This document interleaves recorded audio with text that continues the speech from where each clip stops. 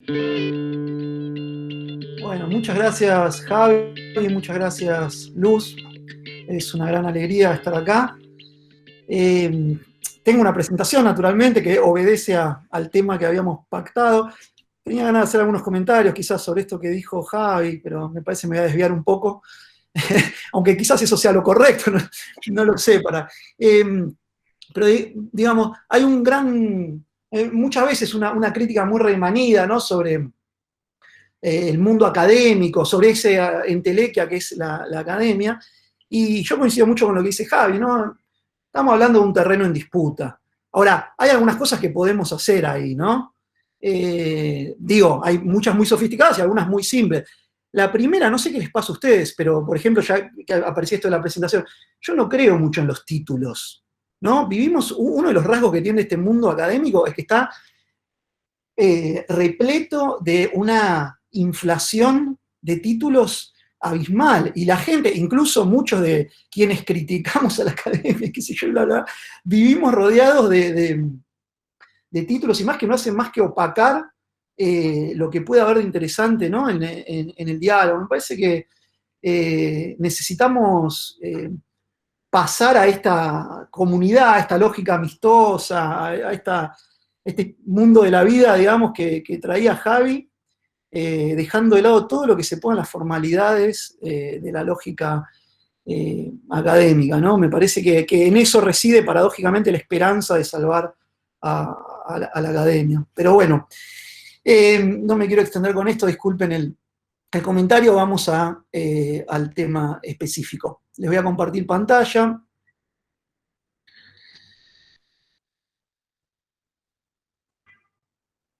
¿Están viendo ahí?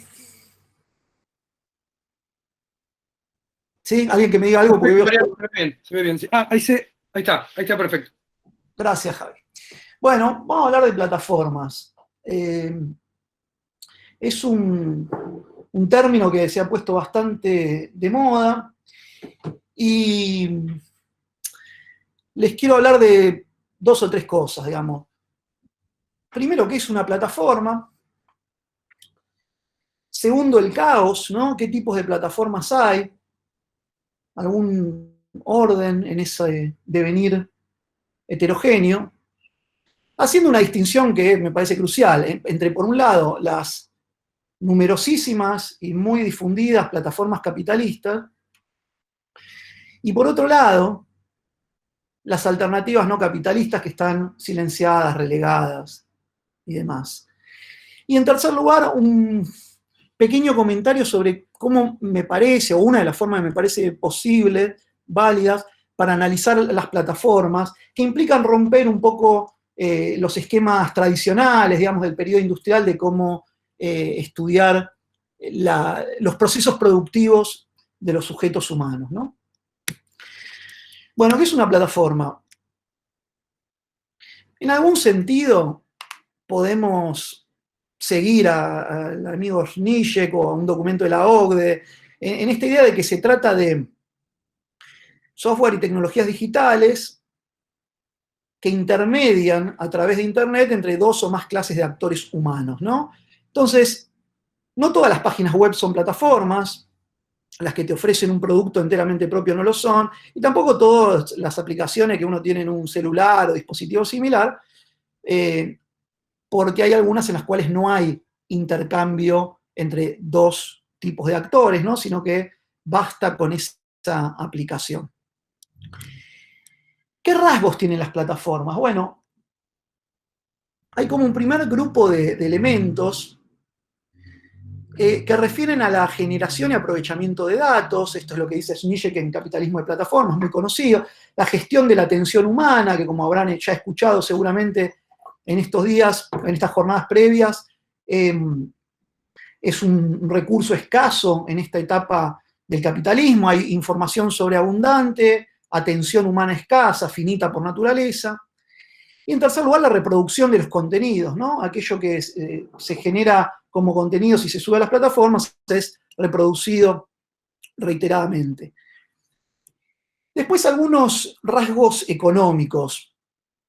Por un lado, lo que se conoce como externalidades de redes, esta idea de que si tenés un teléfono es poco útil, si tenés 2 teléfonos es un poquito más útil, puede haber una comunicación. Cuando tenés 4 teléfonos se va incrementando, digamos, de manera exponencial la cantidad de comunicaciones que podés tener con los nodos de una red. Eso es lo que se llama ley de Metcalfe. Y las plataformas funcionan de ese modo. Consecuentemente, se producen mercados en los cuales el ganador se queda con todo, porque a gran escala, a mayor escala, mayores posibilidades de sobrevivir en esa competencia por la escasa atención humana, por tener más vínculos, por tener más nodos en esa red. En sexto lugar, tenemos la existencia de subsidios cruzados, esta idea de que las plataformas pueden, o los ecosistemas de plataformas pueden tener algunos servicios, algunas aplicaciones, algunas modalidades que no generan una ganancia de manera visible o clara y que son subsidiadas por otras plataformas porque son útiles para el esquema, para el ecosistema en el que funcionan. Por ejemplo, WhatsApp, ¿no?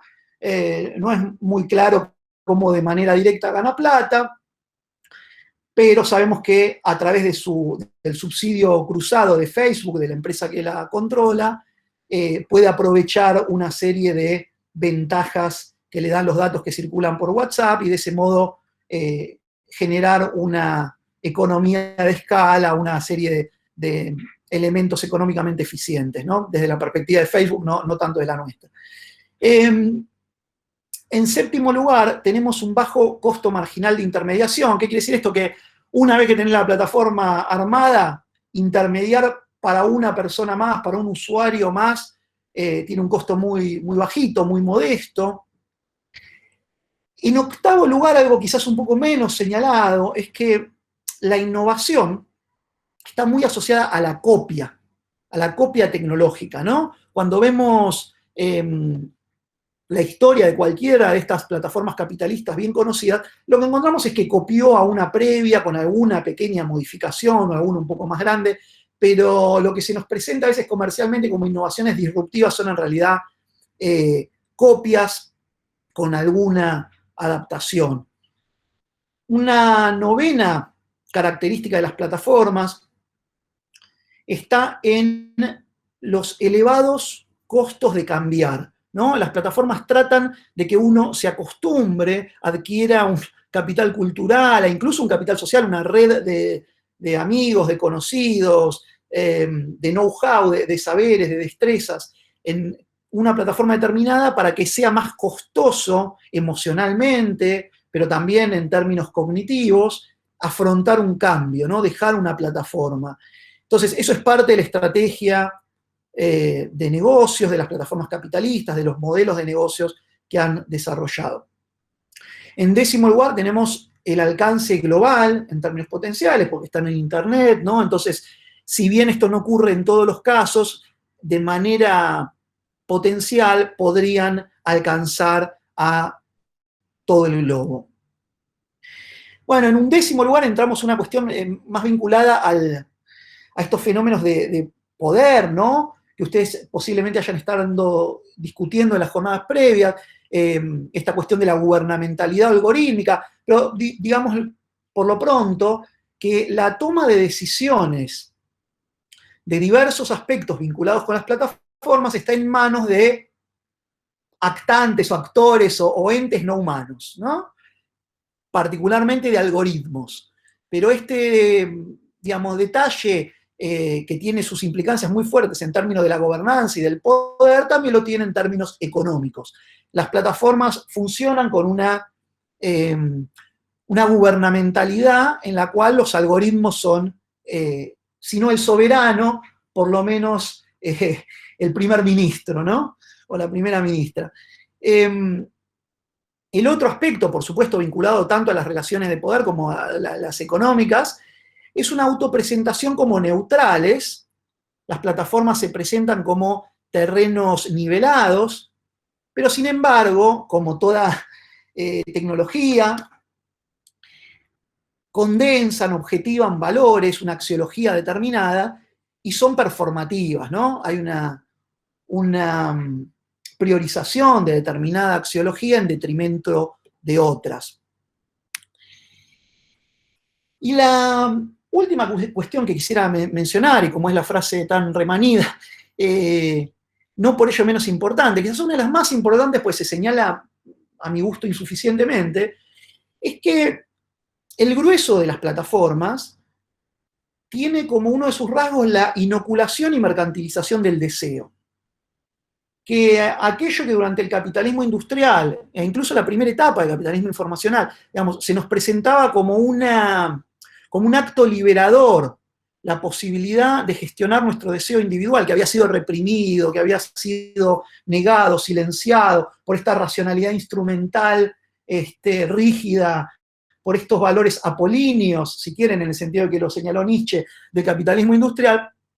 La verdad que en el capitalismo informacional, y especialmente en las plataformas, ocurre lo contrario, más bien se alienta, se vuelve, digamos, cierta forma de mercantilización dionisíaca, es el estándar, es la norma, y es aquello que hace funcionar a esta etapa del capitalismo, como señala tanta literatura reciente, ¿no? Estoy pensando en Eva Illouz, por ejemplo, estoy pensando en Paul Preciado, ¿no? Un poco en Harari también, en mucha gente. Pero me parece que los estudios sobre tecnologías digitales e Internet, eso no siempre está presente, a mí me interesa traerlo, ¿no? O sea, mezclar en esta caracterización de las plataformas a rasgos que son claramente económicos, o que estudian en general la economía, con otros que son más del mundo de la política, de la filosofía, de la sociología, etcétera, ¿no? Me parece que para tener una comprensión de esto necesitamos esa clase de diálogos. A todo esto yo sigo hablando enfrente de una pantalla, pero si ustedes quieren decir algo, interrumpan libremente, que está buenísimo, ¿no? Si algo no se entiende o si quieren hacer algún aporte, bienvenidos, bienvenidas. Bueno, otra cuestión que me parece importante en relación a las plataformas es la transformación organizacional. Las plataformas implican algo distinto a la concepción que la economía tenía de la división entre las firmas y el mercado.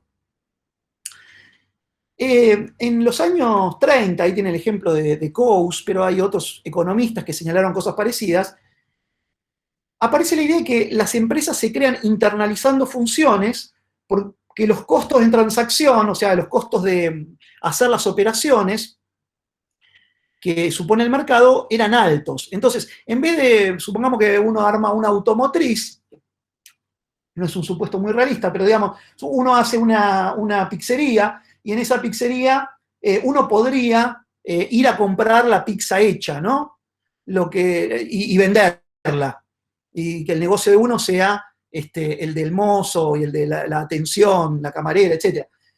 Lo que estudia Coase es que a las empresas se les empieza a volver más eficiente internalizar, es decir, no adquirir todo por mecanismos de mercado, sino tener un gobierno distinto hacia el interior de la firma, que es un ámbito de no mercado, ¿no? No es que adentro de la firma, por ejemplo, adentro de la pizzería, se compite por quién vende cada uno. Aquí hay un pizzero que le ofrece una pizza y otro le ofrece una más barata al dueño de la pizzería, sino que se genera una modalidad, o se había generado al menos durante algún tiempo, durante los años de esplendor del capitalismo industrial, una internalización de estas actividades productivas. Se contrataba una serie de personas, una serie de trabajadores y trabajadoras, y en función de eso se desarrollaba la producción que luego se comercializaba en el mercado. Pero digamos, había una distinción clara entre la firma, en cuyo interior no había mercado, y el mercado en el cual se vendían y compraban los productos desde la puerta de la firma hacia afuera, ¿no? Entonces, empresa y mercado, esferas complementarias, pero claramente separadas.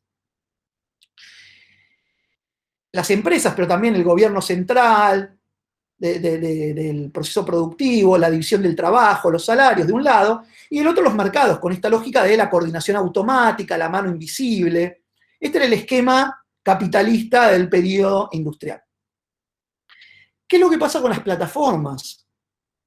que las empresas de plataformas crean mercados al interior de las firmas. O sea, nos quedan, por un lado, los mercados, nos quedan, por otro lado, las empresas de plataforma, pero nos aparece este mundo creciente de empresas plataforma que tienen adentro suyo mercados de bienes, de trabajo y de vínculos. Les voy a proponer en un ratito. Pero fíjense qué interesante, tomemos Mercado Libre, ¿no? Un ejemplo medio simple, pero lo mismo aplica a todas las plataformas capitalistas. La empresa alberga a individuos que ofertan y a individuos que demandan. Entonces, el esquema con el cual pensaron los economistas del periodo industrial, como Coase, y que en base a eso se edificaron un conjunto de instituciones estatales, de regulaciones del trabajo y demás, encuentra límites, ¿no?, en esta situación. Y aparecen esos problemas que ahora vamos a mencionar un poco más, o en un ratito, respecto de las relaciones que ocurren al interior de esta empresa plataforma. ¿Qué son? Son relaciones de trabajo, son productivas, se trata de productores independientes. ¿Cómo encuadrar estas circunstancias para las cuales no estamos jurídicamente preparados o el capitalismo industrial no estaba preparado? Bueno, esto entonces como una caracterización económica sobre las plataformas. Avanzo ahora por tipos de plataformas. Y claro, hay un caos, ¿no? Hay muchas plataformas distintas, algunas son muy conocidas, otras no tanto. Si tomamos algún ranking en términos de masividad de visitas, tenemos muchas que son muy conocidas por nosotros, pero otras no tanto. No sé si este tipo de rankings, que son por otra parte de calidad muy dudosa, ¿no?, pero nos permiten algunas reflexiones, si les resultan familiares en términos de los nombres que más aparecen. Me gustaría ver algunas caras, a ver qué pasa si hago esto, si los miro. ¿Les resultan conocidos o no? Por ejemplo, tenemos a Google, a YouTube, tenemos a Facebook. Baidu seguramente es conocido, por supuesto Wikipedia. Ahí tenemos el dato interesante de una plataforma que no tiene fines de lucro, ¿no? No es una empresa capitalista que está en el 5º lugar. Twitter, Yahoo, muy conocido, pero en el 8º nos aparece algo de lo que no se habla tanto, Pornhub.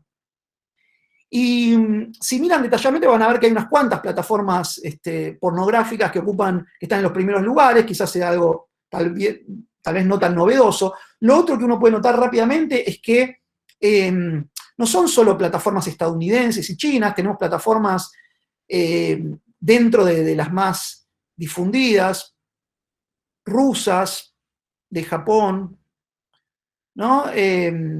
Hay ahí como una economía política que, si uno hila un poco más fino, permite distinguir cierta variedad. Pero bueno, en cualquier caso, hay una gran heterogeneidad y me parece que es útil clasificar. Por lo pronto quiero hacer una reivindicación un poco anacrónica, quizá un poco de viejo, de la importancia de contar con algunas tipologías, ¿no? En las ciencias sociales es muy útil para comprender fenómenos y sus relaciones, definir con alguna claridad conceptos y tratar de elegir los lentes con los que los miramos, ¿no? Porque a veces no tener definiciones precisas, empíricas, operacionales, nos dificulta mucho la posibilidad de hacer laburos de campo, de tener alguna medida, de tener alguna posibilidad luego de acción política. Y a veces con los lentes medio torcidos o medio coloreados, quizás nos creemos que vamos a actuar sobre determinado objeto político y terminamos operando sobre otro, ¿no? Por supuesto, no hay tipologías neutrales políticas e ideológicamente, y cuando nos viene alguna de algún organismo internacional, tiene una carga axiológica bastante importante. Sí, en cambio, es importante distinguir también la coherencia de esas tipologías. Un requisito me parece que es abarcar todo el universo, que las categorías sean mutuamente excluyentes. Uno, no estoy diciendo 3 o 4, que haya una definición clara, que haya una finalidad y un cierto marco teórico detrás, ¿no? En este caso, nos encontramos con una gran heterogeneidad de las variables relevantes y las finalidades. tenemos, si nos preguntamos por el empleo, por las plataformas de trabajo, si nos preguntamos por la cultura, cómo organizarlas en función de su relación con la cultura, o con, no sé, si les queremos cobrar impuestos, o con cómo hacen circular afectos. O sea, la finalidad puede variar mucho.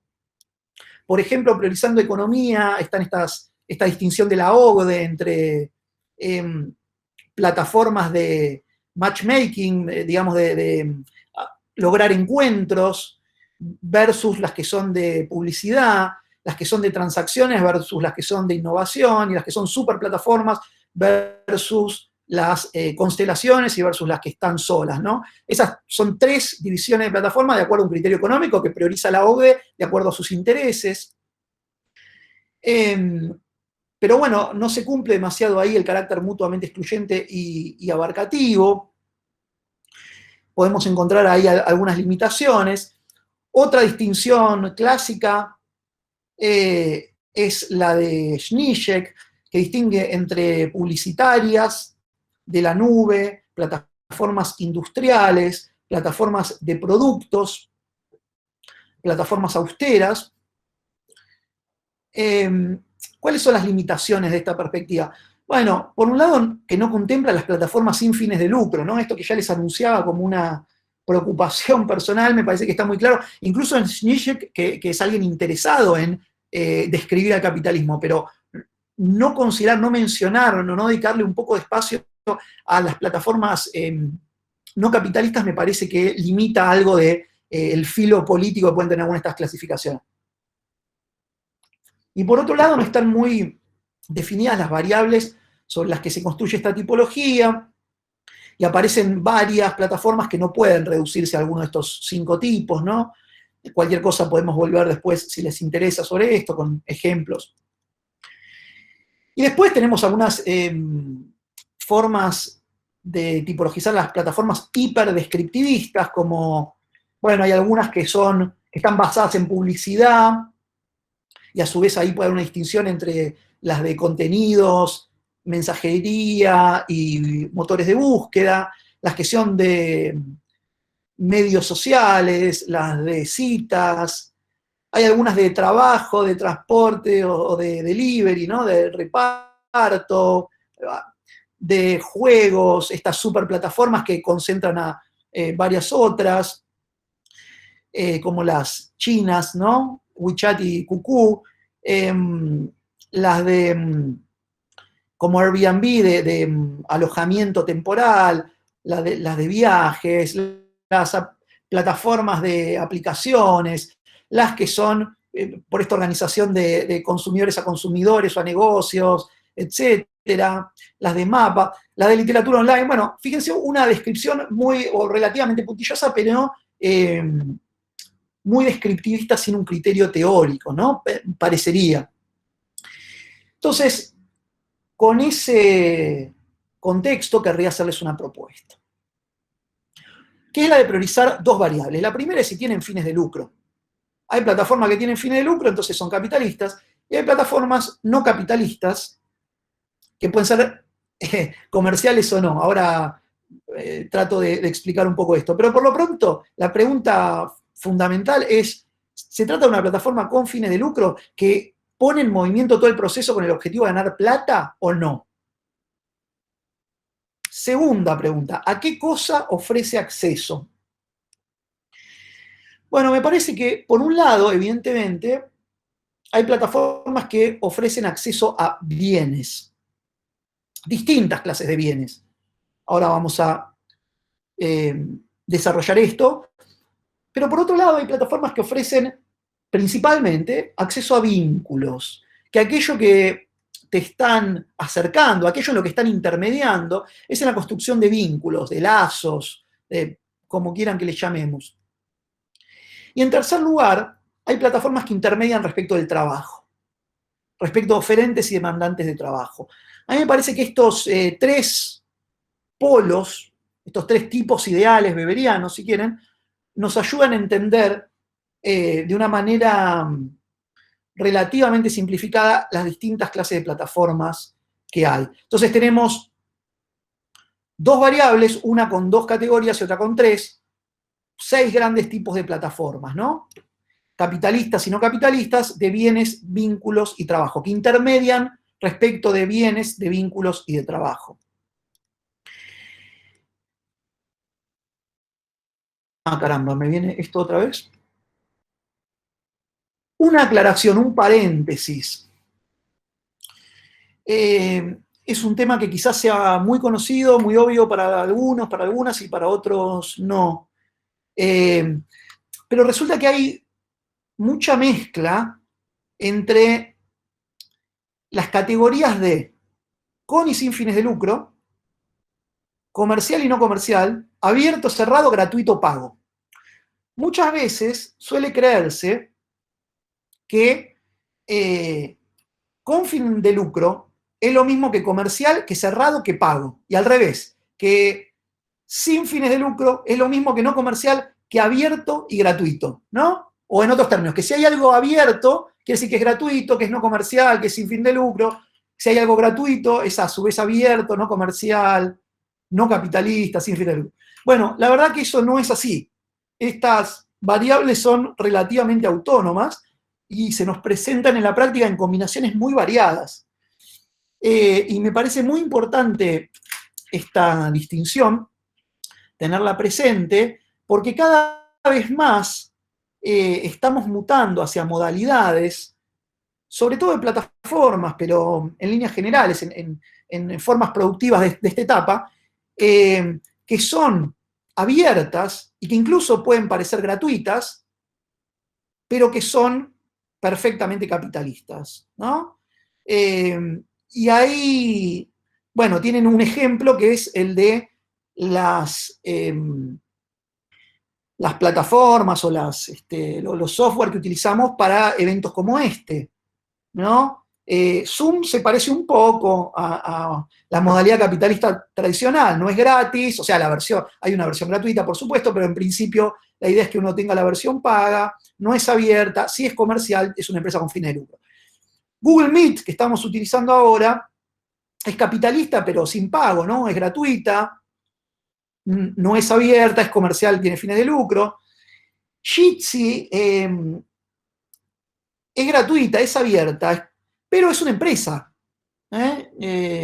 Ya Jitsi fue desarrollada como un software con fines de lucro. Distinto es el caso de Lumio o de Meet.coop, una cooperativa, fíjense, que no es gratis, pero tampoco es una empresa con fines de lucro. ¿No? Fíjense la variedad de situaciones que hay respecto de estas variables. Entonces, cierro este paréntesis, podemos retomar esto después, pero me parece que es un tema interesante más allá de esta conversación sobre las plataformas. Vuelvo entonces ahora a estos 6 tipos de plataformas. Vamos con las plataformas capitalistas. En primer lugar, las plataformas de acceso a bienes. Tenemos acceso a bienes tangibles e intangibles, y tenemos que puede tratarse de la venta del bien o del alquiler.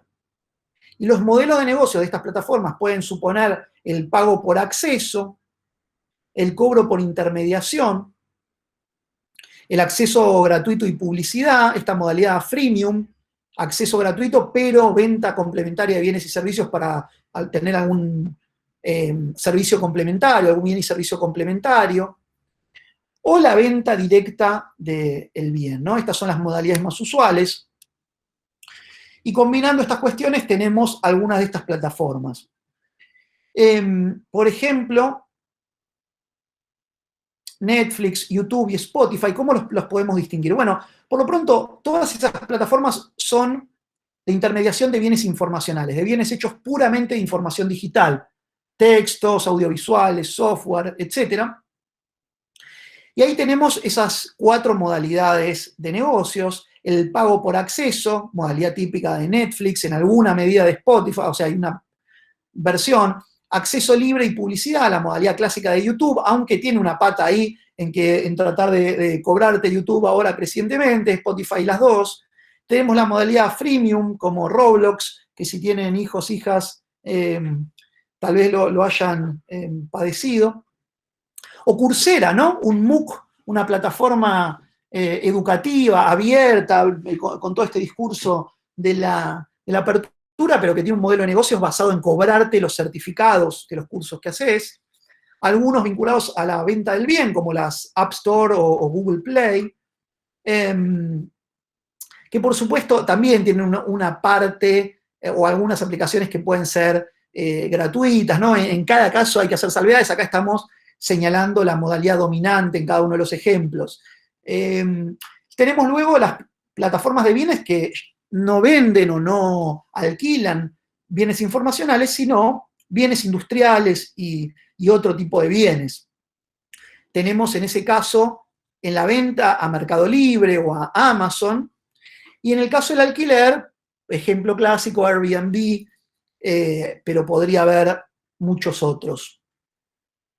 Bueno, esto entonces en cuanto a las plataformas que intermedian en el acceso a bienes. En segundo lugar, tenemos las plataformas de acceso a vínculos. Y acá me parece que hay dos modalidades.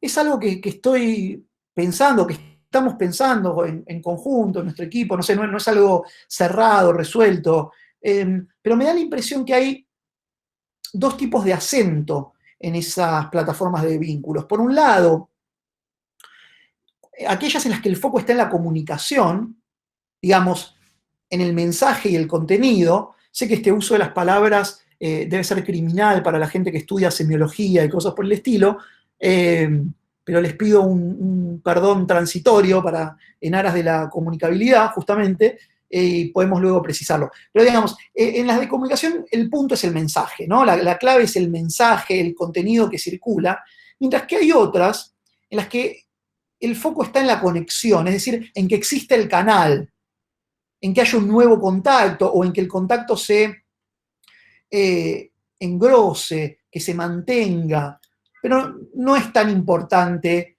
el mensaje específico, ¿no? Ahora vamos a los ejemplos, aunque algunos ya se estarán imaginando. En términos de modelos de negocios, algunas de estas plataformas se basan en publicidad en el acceso y otras se basan en la venta de bienes y servicios complementarios, en esta modalidad freemium tan habitual. En las de comunicación, me parece a mí que están algunas que son de acceso libre, publicidad, datos y atención, como WhatsApp o también Telegram, que aquí reuní, quizás esto sea provocador, porque son dos empresas muy distintas, ¿no? Una cerrada de Facebook, etcétera, y la otra emparentada con los valores de la apertura y demás, pero sin embargo se trata de dos empresas. Pero bueno, ahí el eje está en la comunicación, en un modelo de negocios de acceso libre, publicidad, datos, captura de datos y mercantilización de la atención. En el caso de otras como Zoom, Slack, Microsoft Teams y bueno, muchísimas otras que han proliferado en esta pandemia, tenemos la venta de los bienes y servicios complementarios, ¿no?, a la funcionalidad básica que a veces se puede dar de manera gratuita, pero digamos que ahí el eje en todas estas es la comunicación, es el contenido, mientras que en otras, que les estoy proponiendo llamar de conexión, el eje está en establecer vínculos, en cierta cantidad de amigos, en cierta circulación afectiva, que también está en las otras, pero más mediada por el mensaje, ¿no? Me parece que acá hay un énfasis importante en el establecimiento de ese capital social, de esas redes y demás, ¿no? De conocer a gente que uno no conocía antes, aunque eso sea muy distinto en Tinder, en Twitter, en TikTok o en LinkedIn. Algunas de ellas son de acceso libre, publicidad, datos y atención como modelos de negocios, y otras tienen más presencia de esta venta de bienes y servicios complementarios, aunque hay algo de eso también en alguna de las de arriba, se trata de una distinción de grado naturalmente, pero sí me interesa pensar a los vínculos, digamos, en línea de lo que les decía de esta mercantilización del deseo, de esta inoculación, digamos, de esa mercantilización del deseo, me parece importante analizar desde ese lugar también a las plataformas, ¿no? ¿Qué flujos deseantes, afectivos, circulan en estas plataformas o cómo están organizadas, algunas priorizando ese aspecto? Bueno, en tercer lugar tenemos a las plataformas que intermedian en el acceso al trabajo. Basándonos en esta distinción materialista que quizás leyeron en alguno de los textos que les proponía, en algún caso se trata de trabajo informacional, es decir, un trabajo vinculado a la producción de información digital, que es un trabajo global, que ocurre con diversos niveles de calificación, relación laboral e ingresos, y por otro lado, un trabajo en el sector servicios, que es local, usualmente manual y precario. El modelo de negocios aquí es más homogéneo, un poco más homogéneo, y tiene como eje central a cobrar por la intermediación entre la oferta y la demanda de trabajo, ¿no?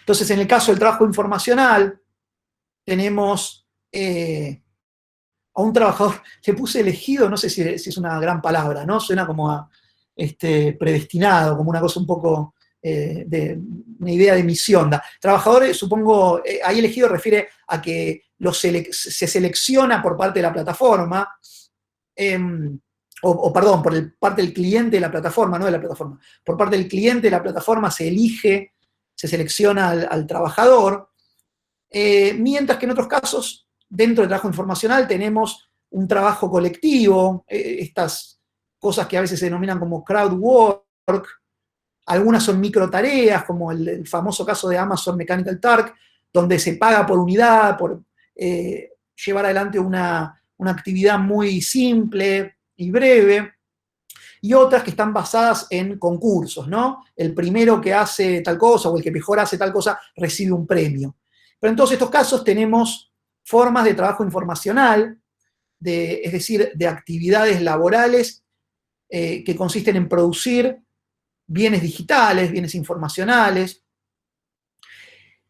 Y en el otro lado tenemos al trabajo en servicios. También en algunas otras actividades, pero típicamente en servicios de transporte como Uber, servicios de delivery o de reparto como Rappi o Pedido Ya y muchas otras, y servicios en el hogar como Solvers o TaskRabbit y otras de esas plataformas, ¿no? Entonces, tenemos estas dos formas de trabajo. Me parece importante distinguirlas porque por estas características que les mostraba aquí, ¿no? Si bien el trabajo informacional es muy heterogéneo, hay ahí una serie de rasgos en común en cuanto a que puede exportarse, ocurrir globalmente, también en cuanto a los medios de trabajo que se utilizan, ¿no? Hay digamos, un sujeto social que no es necesariamente el mismo que el del trabajo en estos servicios precarios.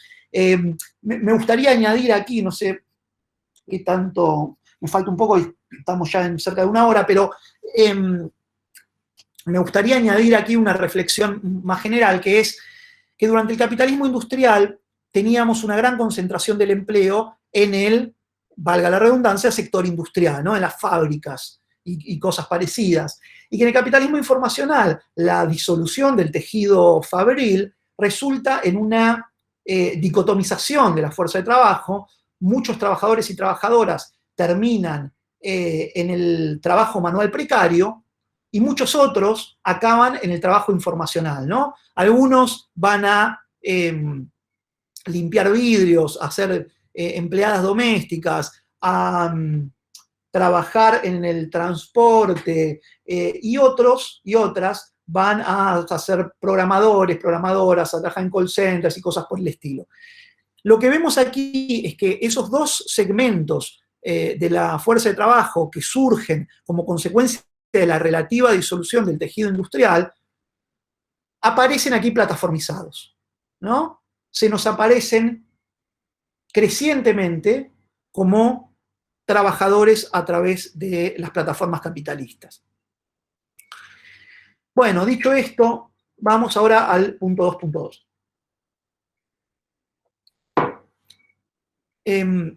Un comentario al margen. En cualquier momento me van a tocar el timbre uno de estos trabajadores de plataformas, qué ironía, que tiene que traer el regalo de cumpleaños de mi nena, y voy a tener que bajar a atender, me temo. Pero bueno, en una de esas zafamos y sucede después de las 5, pero les voy avisando por si ocurre antes.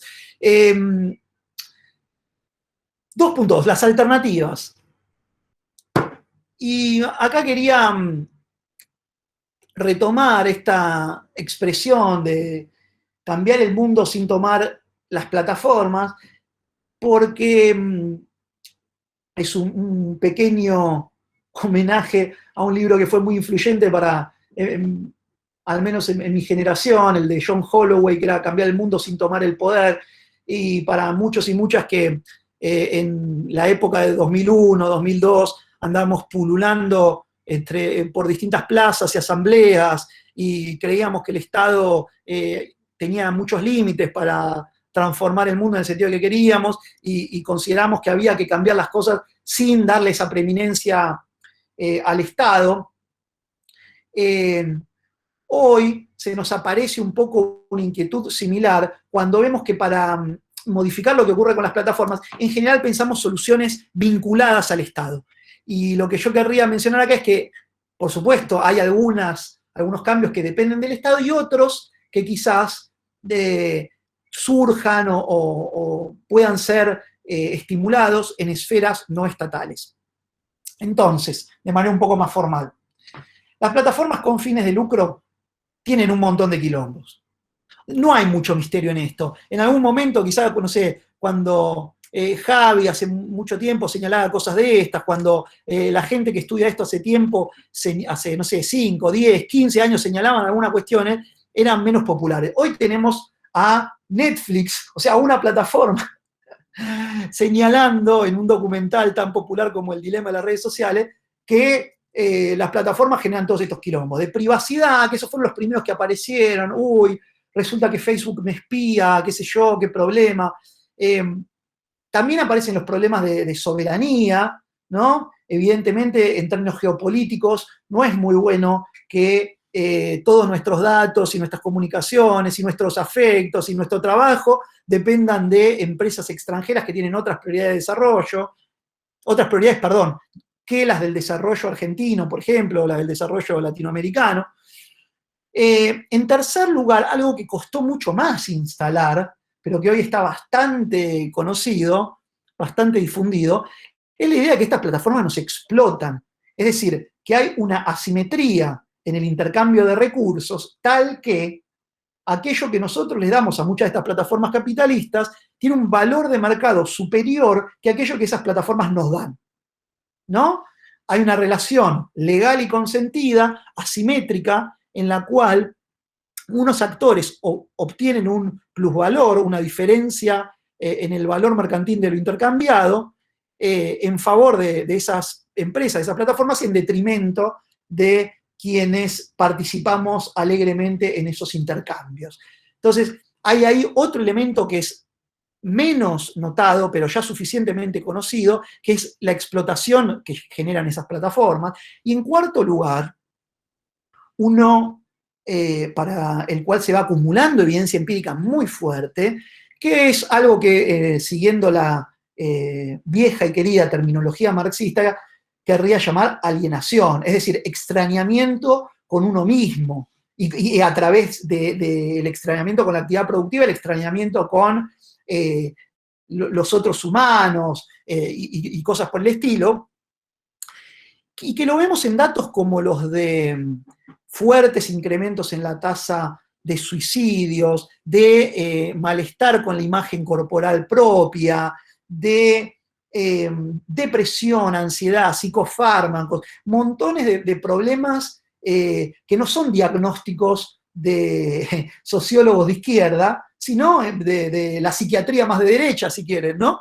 Y que se ve cómo esto covaría con el ascenso de estas plataformas mercantiles y sobre todo de su incidencia en las generaciones más jóvenes, ¿no? Entonces, Las plataformas con fines de lucro generan un montón de quilombos, un montón de problemas.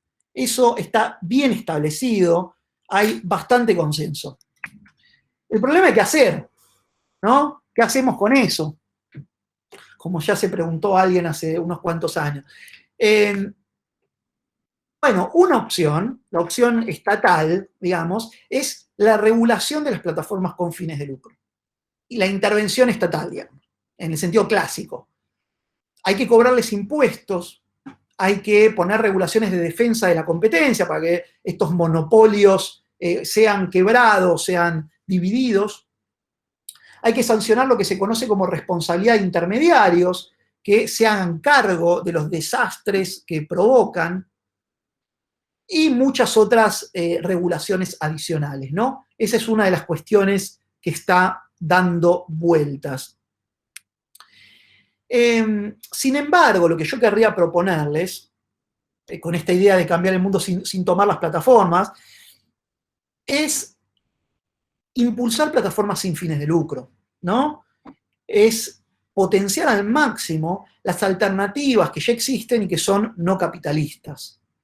Me parece que, por supuesto, hay que hacer las dos cosas. No hay que dejar de lado la regulación y demás, pero no dejemos fuera de la ecuación el impulso a las plataformas sin fines de lucro, porque nuestras posibilidades de hacer algo interesante dependen en buena medida del carácter transformador que tengan estas alternativas. Para decirlo en otras palabras, la regulación supone poner coto, poner límite a una modalidad que es perversa en sí misma.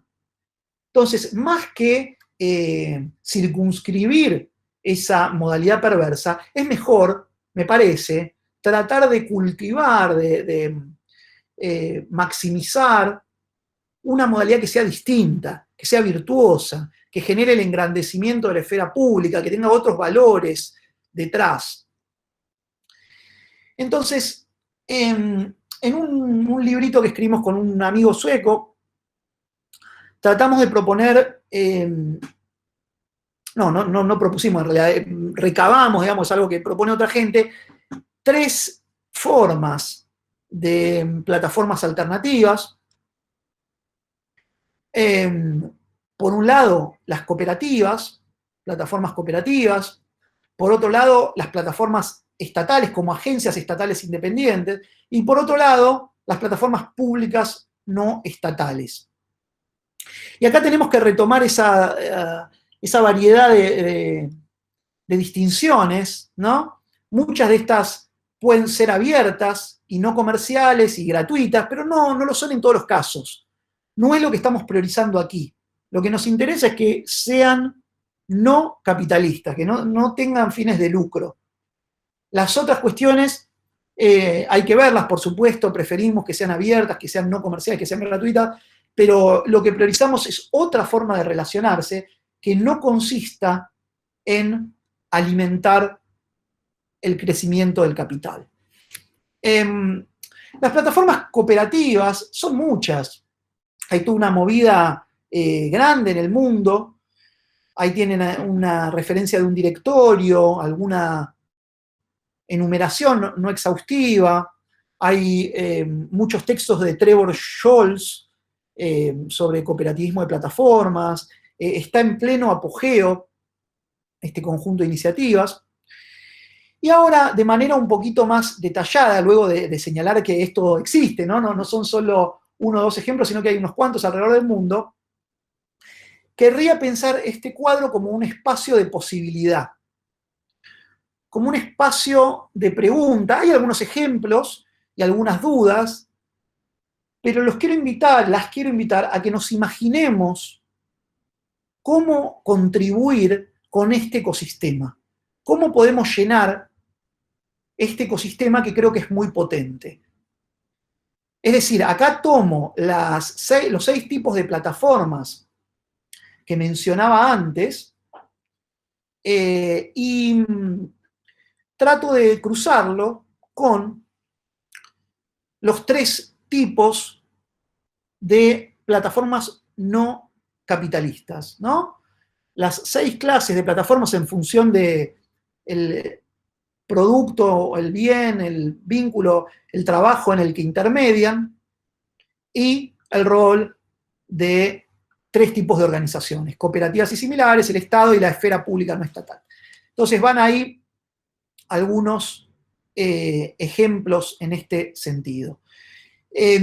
Bueno, en primer lugar tenemos las de bienes. En bienes informacionales nos encontramos que en el terreno de las cooperativas tenemos el caso de Stocksy, vinculado a las fotografías, o Resonate, que se utiliza para compartir música de manera cooperativa, ¿no? Entonces ahí tenés que pagar para acceder a la foto, ¿no? No es ahí el eje de la gratuidad. Las cooperativas usualmente, o en muchos casos, cobran, pero el punto es que eso que cobran no es destinado a engrandecer la acumulación de capital, sino a que crezca una forma de relacionarse distinta a la del capitalismo.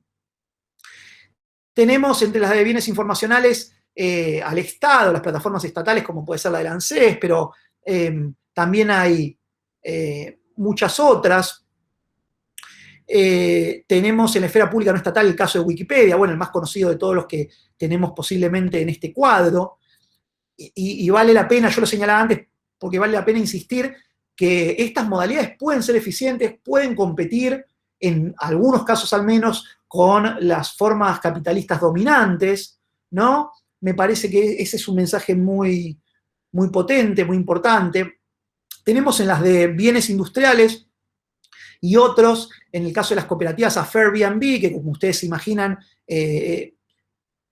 va en la línea de Airbnb, pero de forma cooperativa, a modo que es de compartir autos, y a Fairmondo, que es una especie de Mercado Libre o de Amazon en algún sentido, pero con una lógica cooperativa. En el Estado, fíjense, en bienes industriales y otros del Estado, yo había puesto unos signos de pregunta y había pensado en plataformas no monetarias en base a blockchain, pero entre que había armado esta presentación y hoy se hizo conocida una alternativa estatal que me parece que es un ejemplo mucho mejor, que es la de Correo Compras, ¿no? Una plataforma estatal que viene a ocupar ese lugar, más allá de que lo haga bien, mal, haya varias precisiones para hacer, muestra que hay un espacio de posibilidad ahí, ¿no? Y en términos de la esfera pública no estatal, tenemos a la SUS, que es una forma de compartir vehículos motorizados, entiendo, pero sin una organización centralizada, ¿no? Es una organización entre pares. Es esta forma de esfera pública no estatal tan potente que me parece que sería interesante explorar más a fondo. En términos de las plataformas de vínculos, en las de comunicación, bueno, tenemos el caso de Meet.com, que ya habíamos mencionado, en el caso de las cooperativas y similares, y Alumnio en el caso de la esfera pública no estatal. No tenemos del lado del Estado, o yo no tengo conocimiento, posiblemente haya algunas plataformas vinculadas a la comunicación, posiblemente haya ahí algunos desarrollos específicos que todavía no sean del todo masivos, pero me parece que ahí ARSAT y demás tienen un rol interesante para jugar. Y en las de conexión,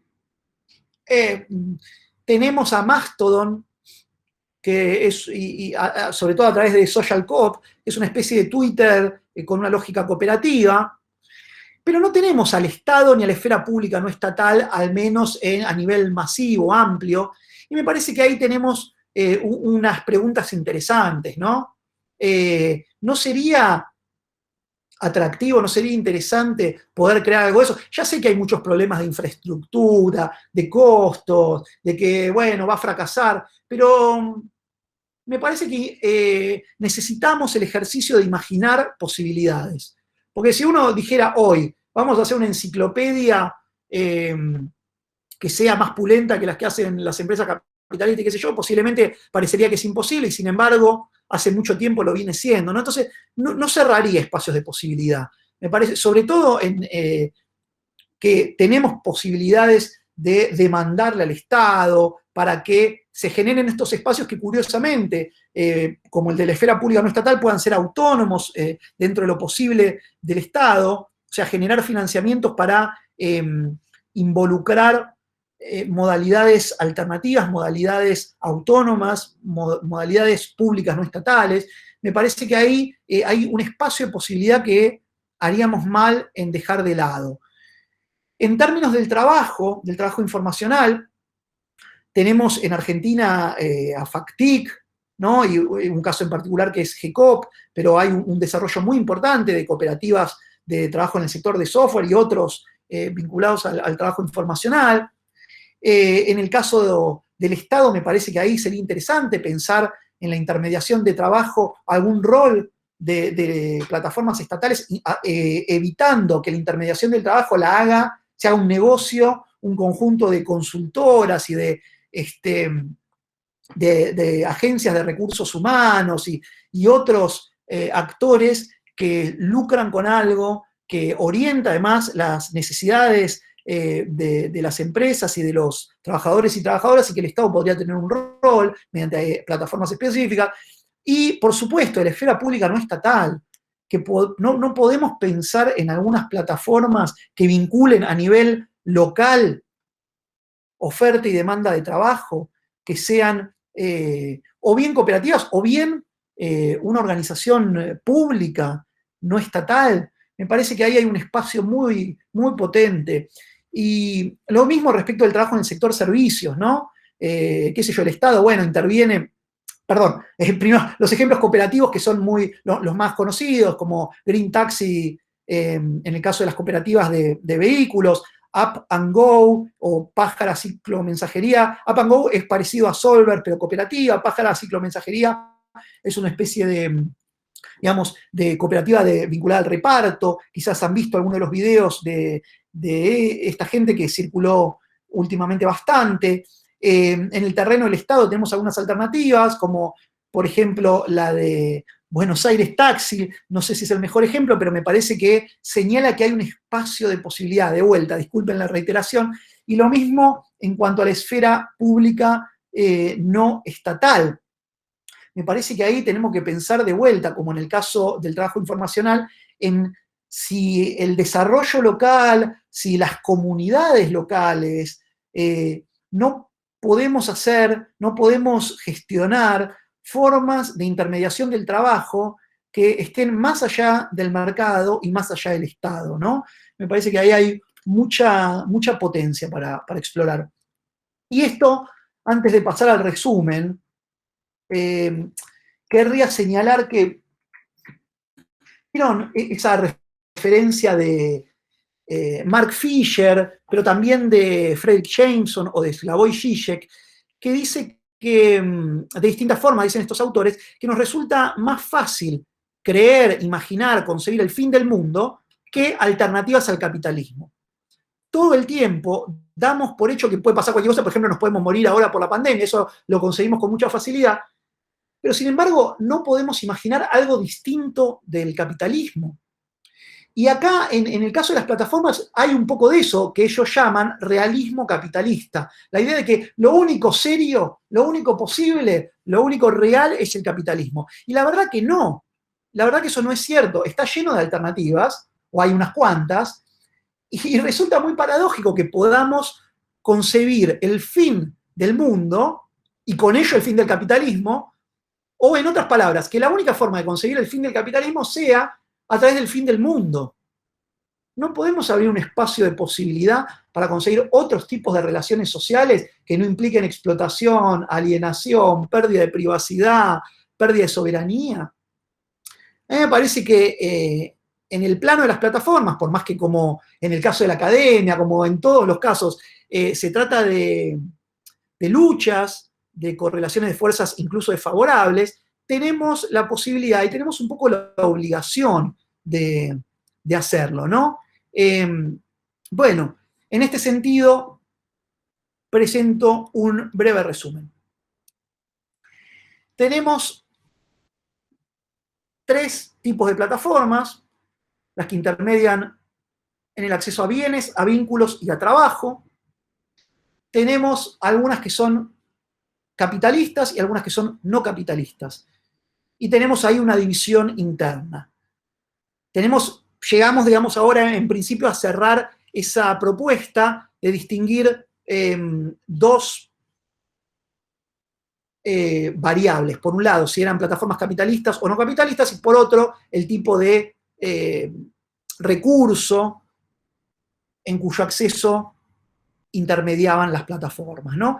Este es un resumen de las plataformas. Voy ahora al tercer y último punto, que es el de cómo analizar a las plataformas.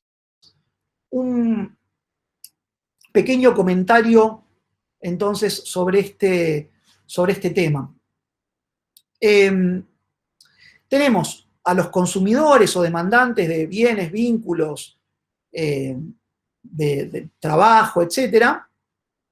Qué mal que está, perdón, ese rectangulito de abajo. Tenemos a la intermediación de los actores de la plataforma y tenemos a los productores o oferentes de estos bienes, vínculos y trabajo, ¿no? Y tenemos distintos modelos de negocios de las plataformas. Uy, perdón, me están tocando el timbre. Deme un segundito, ya vengo. Perdón, ¿eh?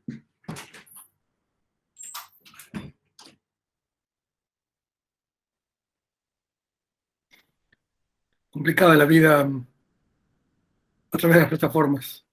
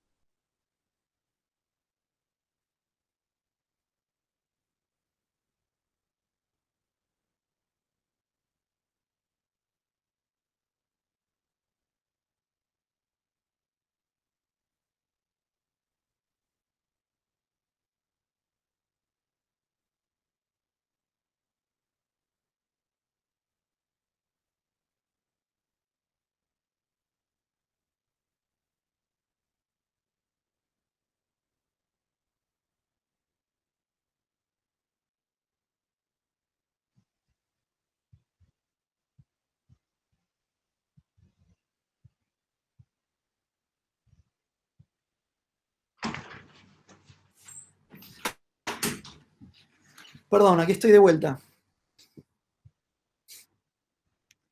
¿Seguimos? ¿Estamos bien? Buenísimo. Bueno, les decía, tenemos algunas que son de acceso pago, otras de acceso gratuito, publicidad y freemium, y el cobro por intermediación. Y en principio distinguimos estas tres funciones o estos tres lugares respecto a actores humanos, ¿no?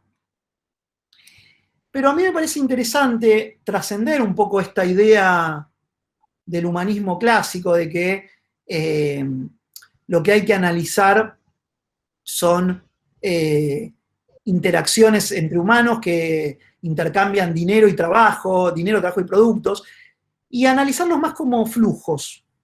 Ver flujos que incluyen a los humanos, pero que los exceden. Ver que hay flujos de atención, flujos de datos, de dinero, de bienes y de trabajo, ¿no? Me parece que para entender las plataformas nos resultan útiles ver esos flujos entre distintas clases de humanos. Les muestro con esa lógica un resumen de una mirada sobre YouTube.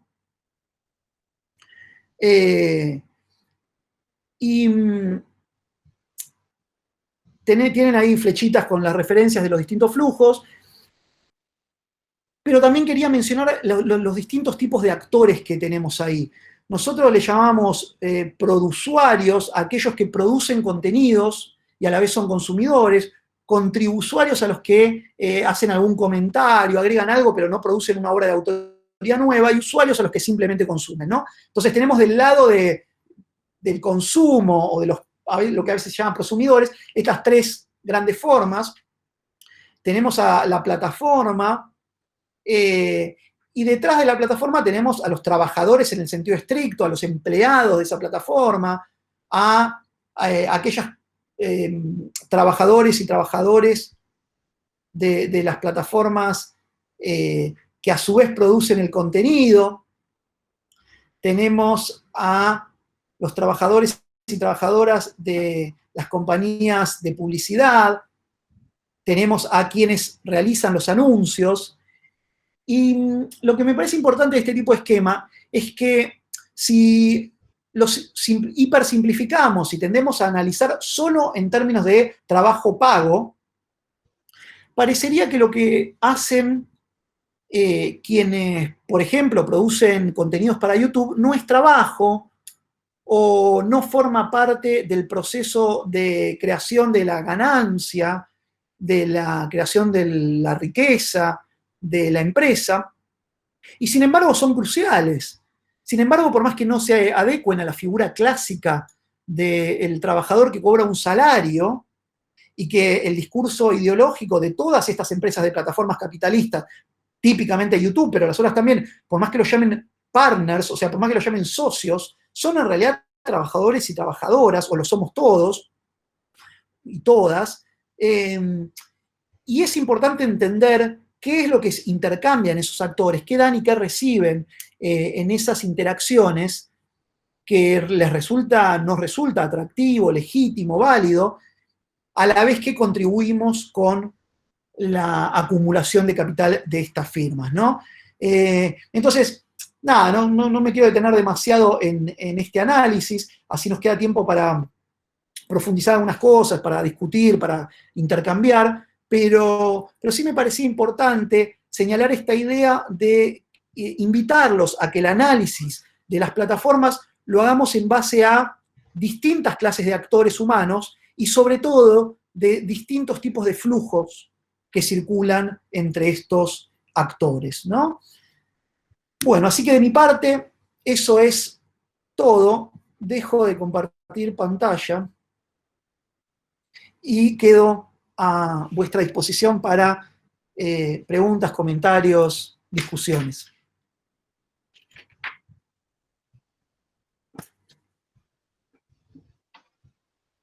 Bueno, genial. Me parece que esta presentación nos pone, bueno, varias categorías para poder pensar este fenómeno que nos atraviesa y que siempre nos resulta, como todo lo que está tan próximo, pero es difícil de pensar, ¿no? Difícil de ver qué es lo que hay ahí. Y sobre todo lo que, como decía al principio, en otros momentos, eh, el abanico de posibilidades que uno tiene realmente cuando se enfrenta a este tipo de formas técnicas ubicuas y a la vez estructurantes de lo social y de lo económico, lo social y de lo político de este tiempo, digamos, ¿no? Que en realidad no es, la primera mirada suele ser una mirada bastante apocalíptica y sesgada hacia la fuerza de gravedad de lo más pesado, pero que en realidad hay una variedad mucho más interesante que mirar y por lo tanto lugares donde poner un poco también la acción política, ¿no? Así que bueno, Miguel quería, levantó la mano. Estoy viendo una mano levantada. Dale, Miguel. Sí, bueno, primero agradecer a Mariano por tan clara exposición. Segundo, no sé si Javier recibiste un mail que mandé hoy sobre repensando el mundo a partir de la tecnología, porque en ese mail también, sí, un mail de PowerPoint con varias filminas y justamente reproduce a Zizek con la cita que mencionaba Mariano, de que es más fácil pensar que el mundo se acaba que podemos cambiar el capitalismo. Realmente es una cosa de loco como el grado de alienación a que hemos llegado. La pregunta que quería plantearle a Mariano es, ¿en qué medida Wikipedia no es todo un ejemplo de un nuevo poder, un poder que yo llamo inverso, porque es de mucho, pero no es una cooperativa pensando en favorecerse en ellos, sino es de mucho pensando en todos, y que es una nueva forma de un poder que, a diferencia del poder clásico, que es de poco y contra mucho. Me parece que Wikipedia es todo un ejemplo de una posibilidad de un mundo diferente. Quisiera saber tu opinión, Mariano. Muchas gracias, Miguel. Sí, coincido plenamente. Hay ahí un germen de otra forma de poder, ¿no? Esto ha sido bastante estudiado ya, y de hecho, mucho de lo que ocurre en las plataformas capitalistas se ha inspirado en Wikipedia, ¿no? Han podido aprender bien cómo valerse de las modalidades alternativas de poder, ¿no? En contra de ese poder vertical y demás. De hecho, hay un libro que quizás conozcas que se llama Wikinomics, de Tapscott y Williams, un libro de mediados de los 2000, donde trata de decirles, lo estoy poniendo, lo voy a poner otras palabras, pero compañeros empresarios y empresarios, no le tengan miedo a estos del software libre, de Wikipedia y demás, porque no necesariamente son gente de izquierda, pueden ser gente que venga a trabajar gratis para nosotros, ¿no? Entonces hubo ahí una movida muy ingeniosa para poder aprovechar por parte de las empresas lo que ya había generado Wikipedia, el software libre y otras iniciativas similares. Ahora, me parece que sí, que Wikipedia es un ejemplo, es un faro maravilloso en el sentido de que nos señala no solo la posibilidad de que esto ocurra, sino la continuidad en el tiempo, que es algo muy difícil de lograr, los mecanismos de resolución de disputas, cómo sostenerse en esta esfera pública no estatal, ¿no? Me parece que hay ahí un conjunto de elementos muy importantes para quienes quieran, para quienes querramos cambiar un poco el mundo sin tomar el poder, ¿no? Me parece que es un gran ejemplo el de Wikipedia, totalmente. Leo. Muchas gracias. Sí, no, me preguntaba lo siguiente, porque por un lado está clarísimo en tu presentación, Mariano, que sería lo deseable, digamos, ¿no? Lo interesante, que sería lo bueno, digamos, que sería el desarrollo de, bueno, plataformas abiertas, colaborativas, cooperativas, etcétera, en lo cual no podemos dejar de estar de acuerdo, creo yo. Pero también me parece que no es ocioso, digamos, hilar un poco finito dentro de lo malo, digamos, ¿no? Porque los grados de oscuridad no son los mismos, ¿no? Hay toda una gradación de grises ahí, en cuanto a lo cual me parece sintomático el hecho de que el documental, el dilema de las redes sociales, ¿no? Esta especie de denuncia de lo más negro, digamos, de las plataformas, está en Netflix, que es una plataforma y que es uno de tus ejemplos, que evidentemente ha de considerarse a sí misma menos mala, ¿no? O como que está fuera de eso que el documental mismo está describiendo, lo cual tiene algún sentido, empezando por el hecho de que uno paga por Netflix, ¿no? Entonces, me parece interesante preguntarse si es un poco menos tóxico ese modelo de negocios, y si no sería quizás menos tóxica, por ejemplo, una red social, un Facebook por el cual uno pagara unos dólares por mes, por más que fuera una empresa con fines de lucro, quiero decir, ¿no? Que lo fuera o no lo fuera, hay que ver ahí qué diferencia haría eso, ¿no? Pero que uno pagara de modo tal que esa plataforma no estuviera obsesionada, digamos, completamente fijada en enchufarte publicidad todo el tiempo, ¿no? Una especie de Facebook sin publicidad y sin esa obsesión consecuente de mantener tu atención completamente capturada para venderte más cosas, quizás sería, bueno, eso, menos tóxica. De hecho, digamos, quizá uno de los problemas es esta obsesión que tenemos los humanos en general por no pagar por las cosas, ¿no? Por querer recibir todo gratis. Es como una especie de cosa que se ha instalado en la cultura digital, en la cultura de Internet, que me parece que es mala, ¿no? Y que bueno, las plataformas abastecen a eso, pero el problema empieza en otro lado también, ¿no? Al mismo tiempo, Netflix ha demostrado que hay mucha gente que está dispuesta a pagar una cantidad más o menos módica, bueno, Spotify, que también es problemático en sus propios términos, por la conveniencia, digamos, de no tener que piratear, de no tener que meterse en BitTorrent y todo eso, que es un rollo y un trabajo y digamos, una cosa bastante inconveniente. a pagar por la comodidad de acceder a contenidos de una manera rápida y efectiva, ¿no? Y Netflix puede usar esa plata para generar contenidos más o menos interesantes, pero bueno, algunos no están mal, digamos. Entonces, para producir cultura, digamos, bajo un modelo que no existía antes, ¿no? Entonces, eso, me preguntaba si estuviéramos más dispuestos a soltar unos mangos, a abrir un poquito la billetera, si no se podría mejorar, aún sin pretender salir del capitalismo, los efectos más dañinos o más tóxicos de este ecosistema, ¿no? Buenísima la pregunta, el comentario, me permite introducirme en un tema que me parece muy interesante. Tomemos el ejemplo que vos das. Yo había traído antes, el dilema de las redes sociales. Supongo que todos lo vieron, ¿no? Pero por las dudas. Un documental de Netflix, emitido por Netflix, que básicamente critica diversos aspectos del modelo de negocios de las plataformas que se basan en gestionar la atención y por ende tratar de generar toda la adicción que sea posible, brindando contenidos gratuitos, ¿no? Simplificadamente, me parece que hay algo de eso dando vueltas. Y efectivamente lo que sugiere el documental, y entre otros Tristan Harris, que es el principal,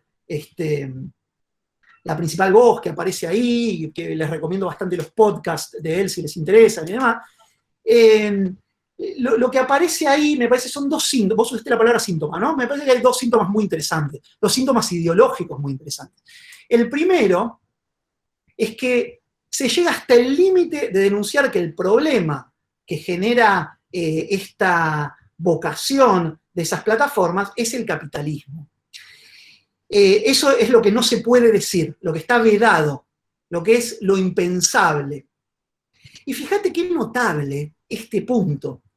Justamente Netflix parece presentarse como vos lo decís. Bueno, hay otra forma de negocio. Si vos pagás, no te van a hacer todas estas cosas malas, ¿no? Ahora, Netflix es justamente quien más hace eso. No es que son excluyentes. Netflix utiliza todos los procedimientos de tus datos que quieras. Sabe cuándo viste, cuándo dejaste de ver. No es que porque pagás dejan de hacer negocios con eso. Netflix es célebre esta declaración de su CEO, una declaración pornográfica, digamos, de que la competencia de Netflix no es contra otras plataformas, sino contra el tiempo de sueño que tenemos los humanos, ¿no? Entonces, no es que porque le estás pagando dejan de tener estos mecanismos psicológicamente devastadores. Permitime decirlo así, el problema es el capital, no el modelo de negocios uno u otro. Dicho esto, que me parece importante, digamos, señalar eso, el síntoma de que no aparezca la mención al capitalismo, y por otro lado que Netflix hace todo eso que denuncia ahí, no lo hace menos. Lo reconoce el CEO de Netflix, no es una especulación. Dicho esto, hecha esta salvedad, coincido con este punto, no es todo lo mismo, ¿no? Y ahí entremos a pensar. No quiere decir que tenga que ser necesariamente todo igual. El problema principal es ese, pero veamos alternativas y efectivamente me parece que esta cuestión del pago y el no pago merece una discusión, porque a veces creemos que esto que vos señalabas, ¿no? Que la gratuidad es sinónimo de algo bueno. Bueno, hay muchos autores, Harari, que les proponía algún texto ahí, y otros, que señalan, bueno, si vos estás consumiendo algo gratis, vos sos el producto, ¿no? Entonces ahí hay que pensar alternativas. Por eso yo antes decía, la solución no necesariamente es gratuita y abierta. Puede ser que sí, en algunos casos sí, en otros no. Lo que para mí resulta bastante claro es que las soluciones no son generando relaciones mercantiles, no son generando acumulación de capital. Pero me parece que efectivamente, lo vemos en el caso de el periodismo, digamos, ¿no? La calidad de aquello a lo que uno accede, bueno, tal vez requiera de ciertos micropagos, de alguna forma, que no sesgue el contenido que se nos brinda, ¿no? Me parece que lo que nos preocupa es que en favor de un modelo de negocios, quede relegada la calidad, la objetividad de aquello que recibimos. Lo que me parece que vemos interesante en casos como Wikipedia es que la forma de asegurar cierta diversidad, que haya multiplicidad de opiniones y que haya algún acuerdo, algún diálogo entre lo diverso, es cuando no hay una empresa con fines de lucro detrás. Porque lo otro que vemos en casos como el de Netflix o en el de Spotify, ¿no? Cosas que, no sé ustedes, yo consumo, pago por ambas y demás, es que me encajan lo que quieren.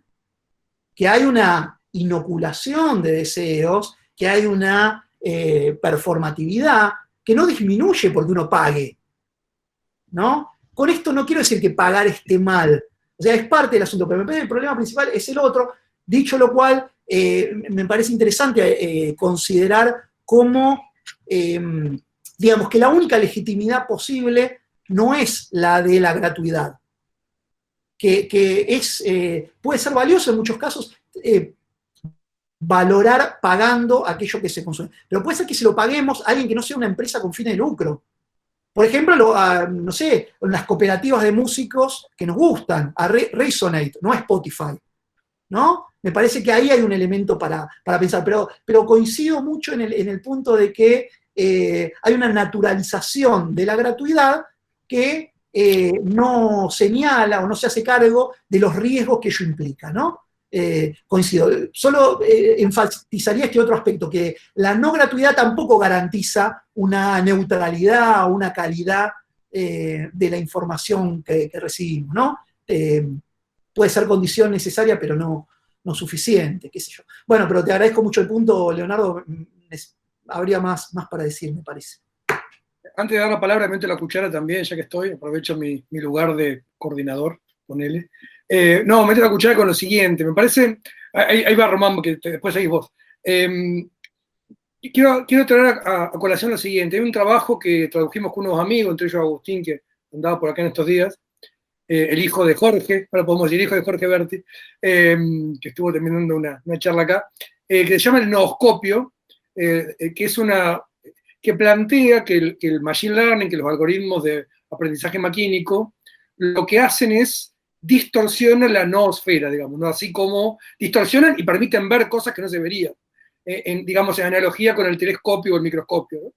Esa distorsión o esa hacer aparecer básicamente correlaciones desconocidas antes y por lo tanto formas de acción sobre, entre otras cosas, sistemas cognitivos humanos o más aún afectivos o del deseo humano, producen realmente una hipérbole de esto que vemos como la maximización del lucro y cosas por el estilo. Ahí está Agustín ahí también, sí. El problema no es, o sea, el problema es que el nivel o la magnitud con la cual consiguen hacer eso es inédito históricamente, y eso creo que también mostraba en parte ese documental, ¿no? Mostraba que escapa la misma capacidad de intervención o de interpelación que van construyéndose, ni siquiera está en la intencionalidad o en la estrategia política de nadie.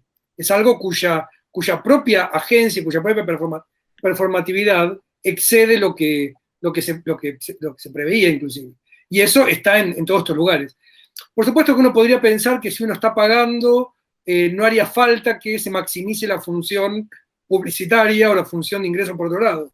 Pero el capitalismo ustedes saben que es insaciable, ¿no? Entonces tampoco pagar garantiza, como dice Mario recién, como el caso de Netflix, que Agustín también trabajó mucho en Netflix y el algoritmo de recomendaciones, ¿no? Cómo se van desarrollando esas herramientas y van de alguna manera generando un psicopoder, si se quiere, o incluso un neuropoder, dado que en muchos de los casos ni siquiera actúan a nivel psíquico, sino más abajo, ¿no? Muchas de estas formas de interpelación que se desarrollan con intervención humana relativa, es decir, se desarrollan a partir de un acoplamiento humano-no humano bastante novedoso y del cual hay que dar cuenta, me parece. Por eso me parece que es muy importante, y esto también rescato de la charla de Mariano, ¿no? Es muy importante ver que tiene que haber alternativas, que hay alternativas ahí y que hay que poder explorarlas y de manera urgente, ¿no?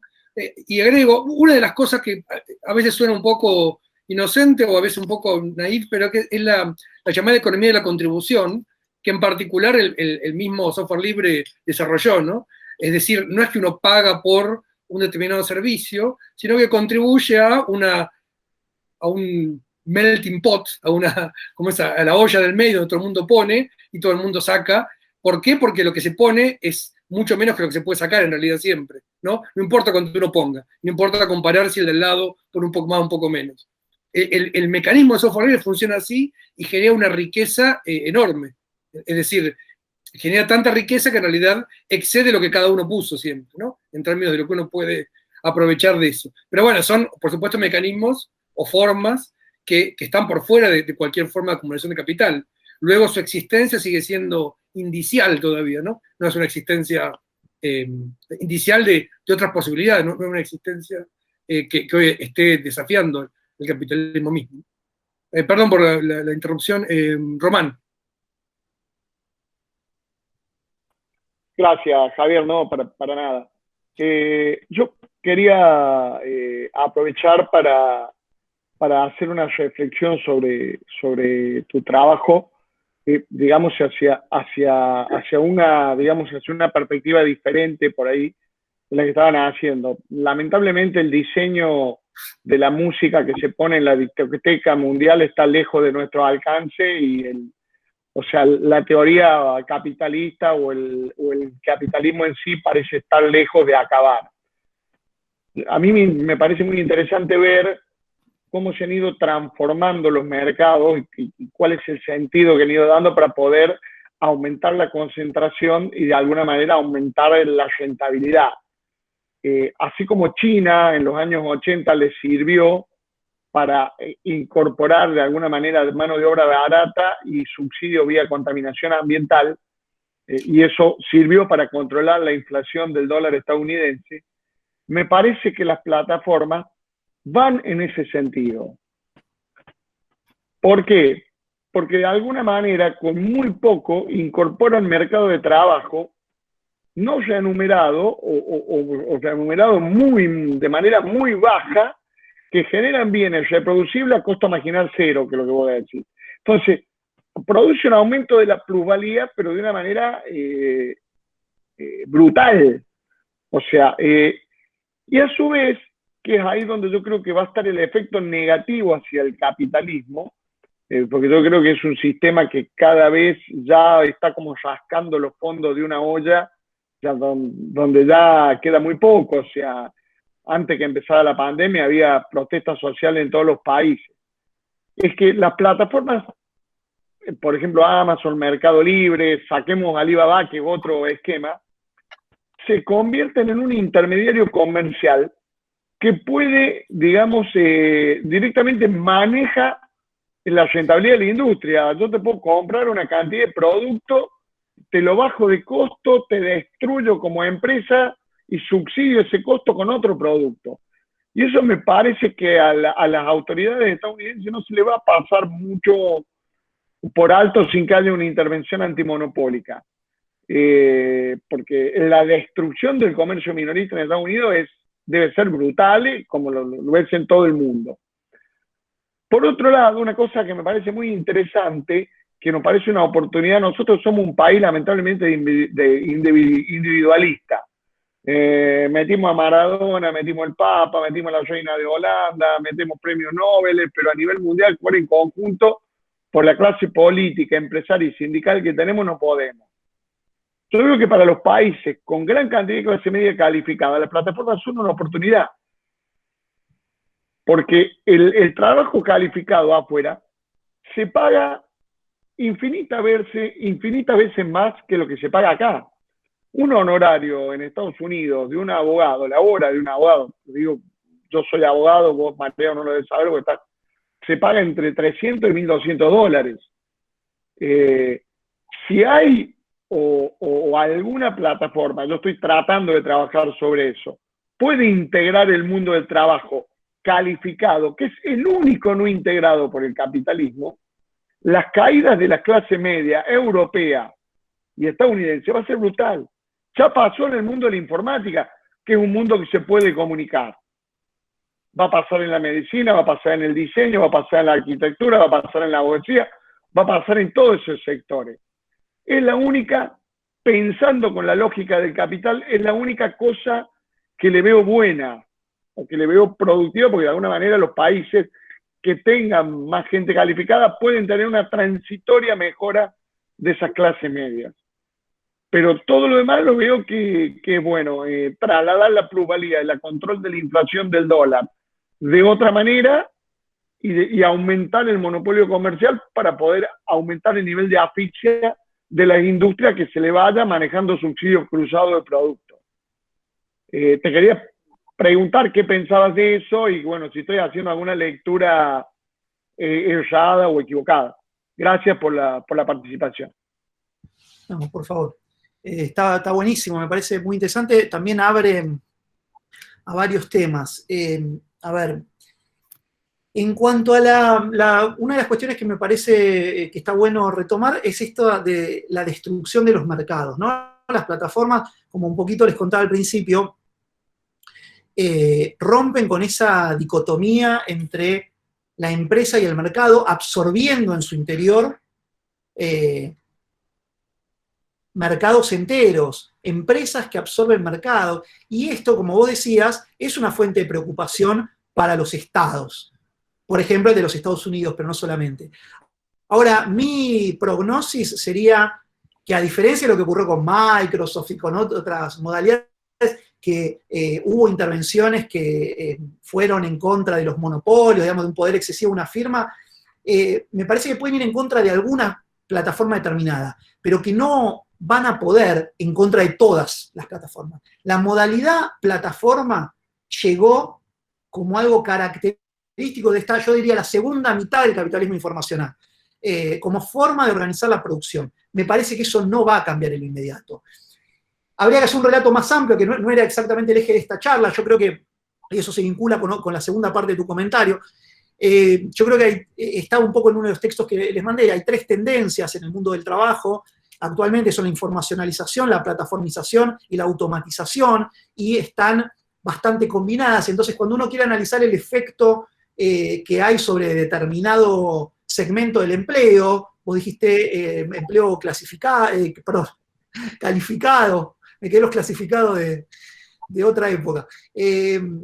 Los empleos calificados, ahí hay que considerar distintos elementos, ¿no? Por un lado tenés la informacionalización, o sea, las plataformas afectan sobre todo a quienes pueden hacer trabajo informacional, ¿no? Por ejemplo, abogados, en alguna medida. En segundo lugar está la cuestión de las plataformas. Bueno, ¿qué plataforma intermedia? En términos de servicios profesionales, bueno, freelancer es una bastante usual para el caso de la informática que vos mencionaste sobre todo. Pero ahí aparecen algunos problemas, porque esa intermediación efectivamente puede pagarte más la hora que lo que cobras en tu terreno local, pero competís con el mundo, ¿no? Competís con otra gente que tiene salarios aún más bajos que los de la Argentina.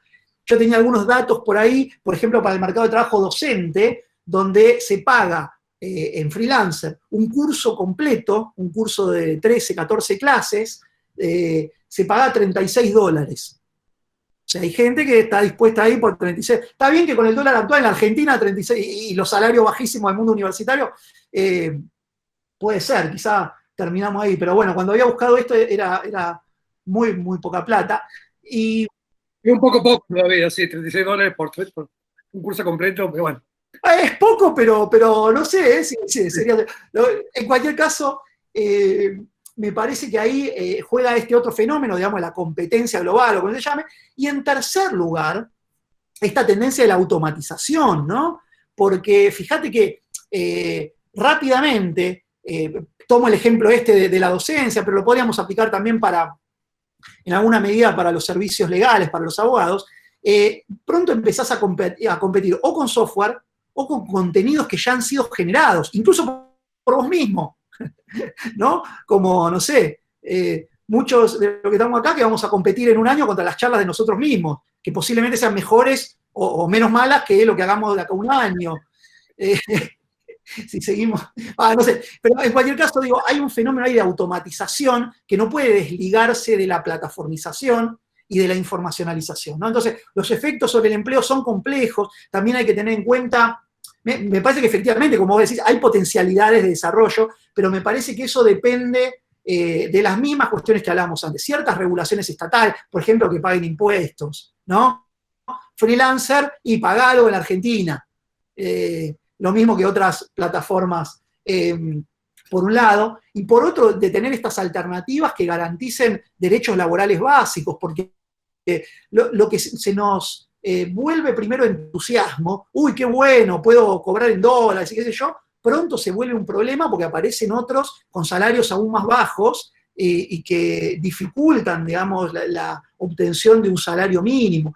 Igual esto lleva a otra cuestión, que es la que quería señalar, cuando vos decías esto de la gran plusvalía o algo así, que muchos laburemos gratis, a que más pronto o más tarde se va a volver necesario discutir la idea del ingreso básico universal, ¿no? También un poco en relación a algo de lo que mencionaba Javi. Si todos contribuimos con la cosecha de conocimientos, y que esa cosecha de conocimientos es la que genera la riqueza colectiva, a través de empresas, a través del Estado, a través de lo que sea, sería lógico que todos recibamos algo de esa frugalidad, digamos, que recibamos alguna compensación por participar en la producción colectiva de conocimientos, en el general intellect, como dicen los autores del autonomismo o de la teoría del capitalismo cognitivo. Me parece que ahí hay un elemento para pensar, ¿no? También una reivindicación política en la cual yo no me metí, lo tienen un poquito en ese texto que les mandaba, pero me parece que tenemos que pensar eso, ¿no? Valorar los conocimientos que producimos, aunque nos parezcan que son muy menores, uno diga, bueno, mi videíto, mis datos, la verdad que no valen nada, ¿no? Bueno, no valen nada, pero todos juntos valen bastante para estas grandes empresas. Entonces ahí me parece que necesitamos entender el valor de eso y necesitamos saber cómo defenderlo jurídicamente. Y permítanme agregar algo acá que abre a todo otro tema, pero que me parece muy importante, y es que estamos bien acostumbrados a pelear por la defensa de nuestros tiempos de trabajo, asociamos el valor al tiempo, pero tenemos poca preparación para pelear por la defensa de nuestros conocimientos, ¿no? Cuando queremos hacer paro, bueno, es una cuestión de hora, trabajo menos horas, no voy tal día, pido que me aumente lo que cobro por hora, pero no tenemos mucha idea de cómo regular nuestros conocimientos, especialmente estos que se pueden copiar con costos marginales tendientes a cero, ¿no? Ok, filmaste una clase o escribiste algo como abogado, y si eso lo van a reproducir, se va a usar una vez o se va a utilizar 100.000, bueno, tal vez es distinto, tal vez hay que cobrar distinto eso, ¿no? Me parece que hay unas cuestiones ahí vinculadas a propiedad intelectual, derechos de autor y diversas cuestiones que como trabajadores y trabajadoras no tenemos muy presente, tampoco tienen muy presente nuestros sindicatos en general, y que es uno de los desafíos del siglo XXI, esta etapa de capitalismo informacional, regular la defensa de nuestra producción cognitiva, incluyendo en lo cognitivo lo afectivo y todas estas cosas de las que hablamos, ¿no?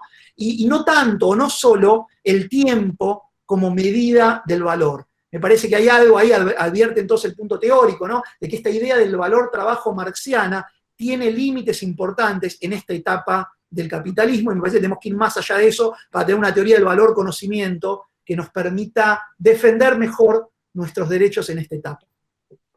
Hay mucha gente que pide la palabra y queda poco tiempo, así que les voy a pedir, vamos por ahí de a tres, y hablan tres y después habla Mariano, así resumimos un poco el tiempo, ¿les parece? Porque si no, no vamos a llegar a hablar todos. Y viene otra persona después, viene Alejandro Artopoulos después de un ratito.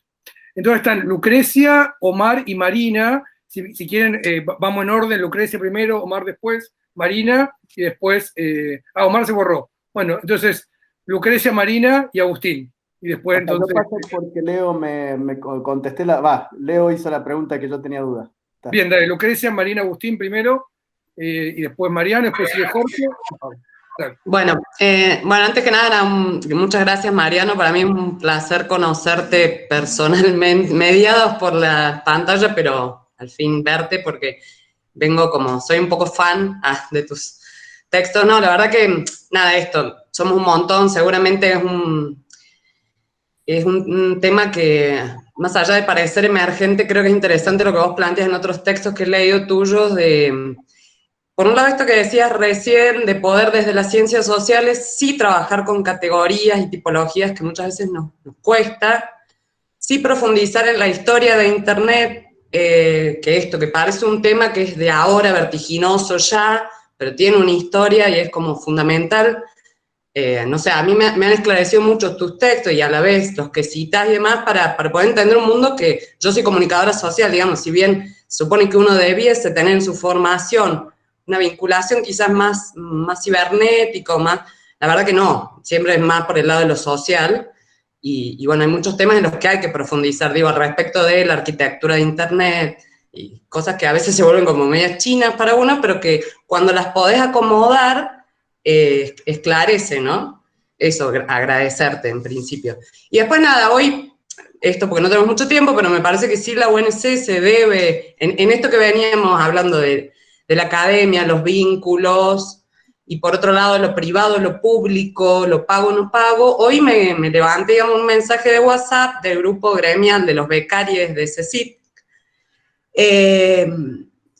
donde el campus virtual de la UNC festeja que se suma al Cyber Monday, dando descuentos durante 3 días en su curso, lo cual me dejó así como, si bien creo que hace rato, o sea, nos debemos más, sobre todo este año, ver qué significa ese campus virtual que apareció ahí en la UNC, que nunca nadie explicó muy bien, y esto, ¿no? Se supone, digo, que esa contradicción, estamos en la universidad pública gratuita, pero la verdad, la universidad yo no tengo idea cuántos millones ha gastado este año en poder usar estas plataformas que a la vez dan la posibilidad de que hoy nos estemos encontrando.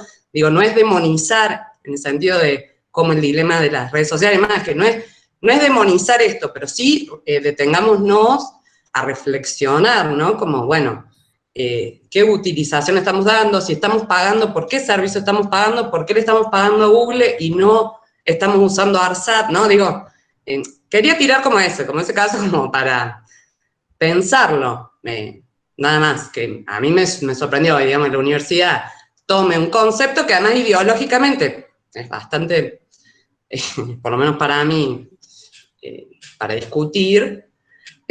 Por otro lado, bueno, esto, me parecía como un ejemplo donde se puede un poco pensar esto que vos venís planteando. Nada, eso. Genial. Marina, sí, vamos. ¿Estás Marina por ahí? Acá estoy, pero yo no había levantado la mano. Ah, la tengo levantada. Ahí la bajamos. Bueno, Agustín, entonces. Perdón. No, buenísimo volver a escucharte, Mariano. Esta vez no hubo problema con los aviones, porque también lo que permite la virtualidad es que cumplamos con los programas que nos habíamos planteado la otra vez. El último curso que dio Mariano en la maestría voló sobre Córdoba y no pudo aterrizar, con lo cual estuvo sin poder estar físicamente. Así que, bueno, buenísima la clase. Habían tomado nota de varias cosas. Me parece que por una discusión que venimos teniendo hace mucho es cuando vos hablas del valor de los bienes informacionales, y me parece...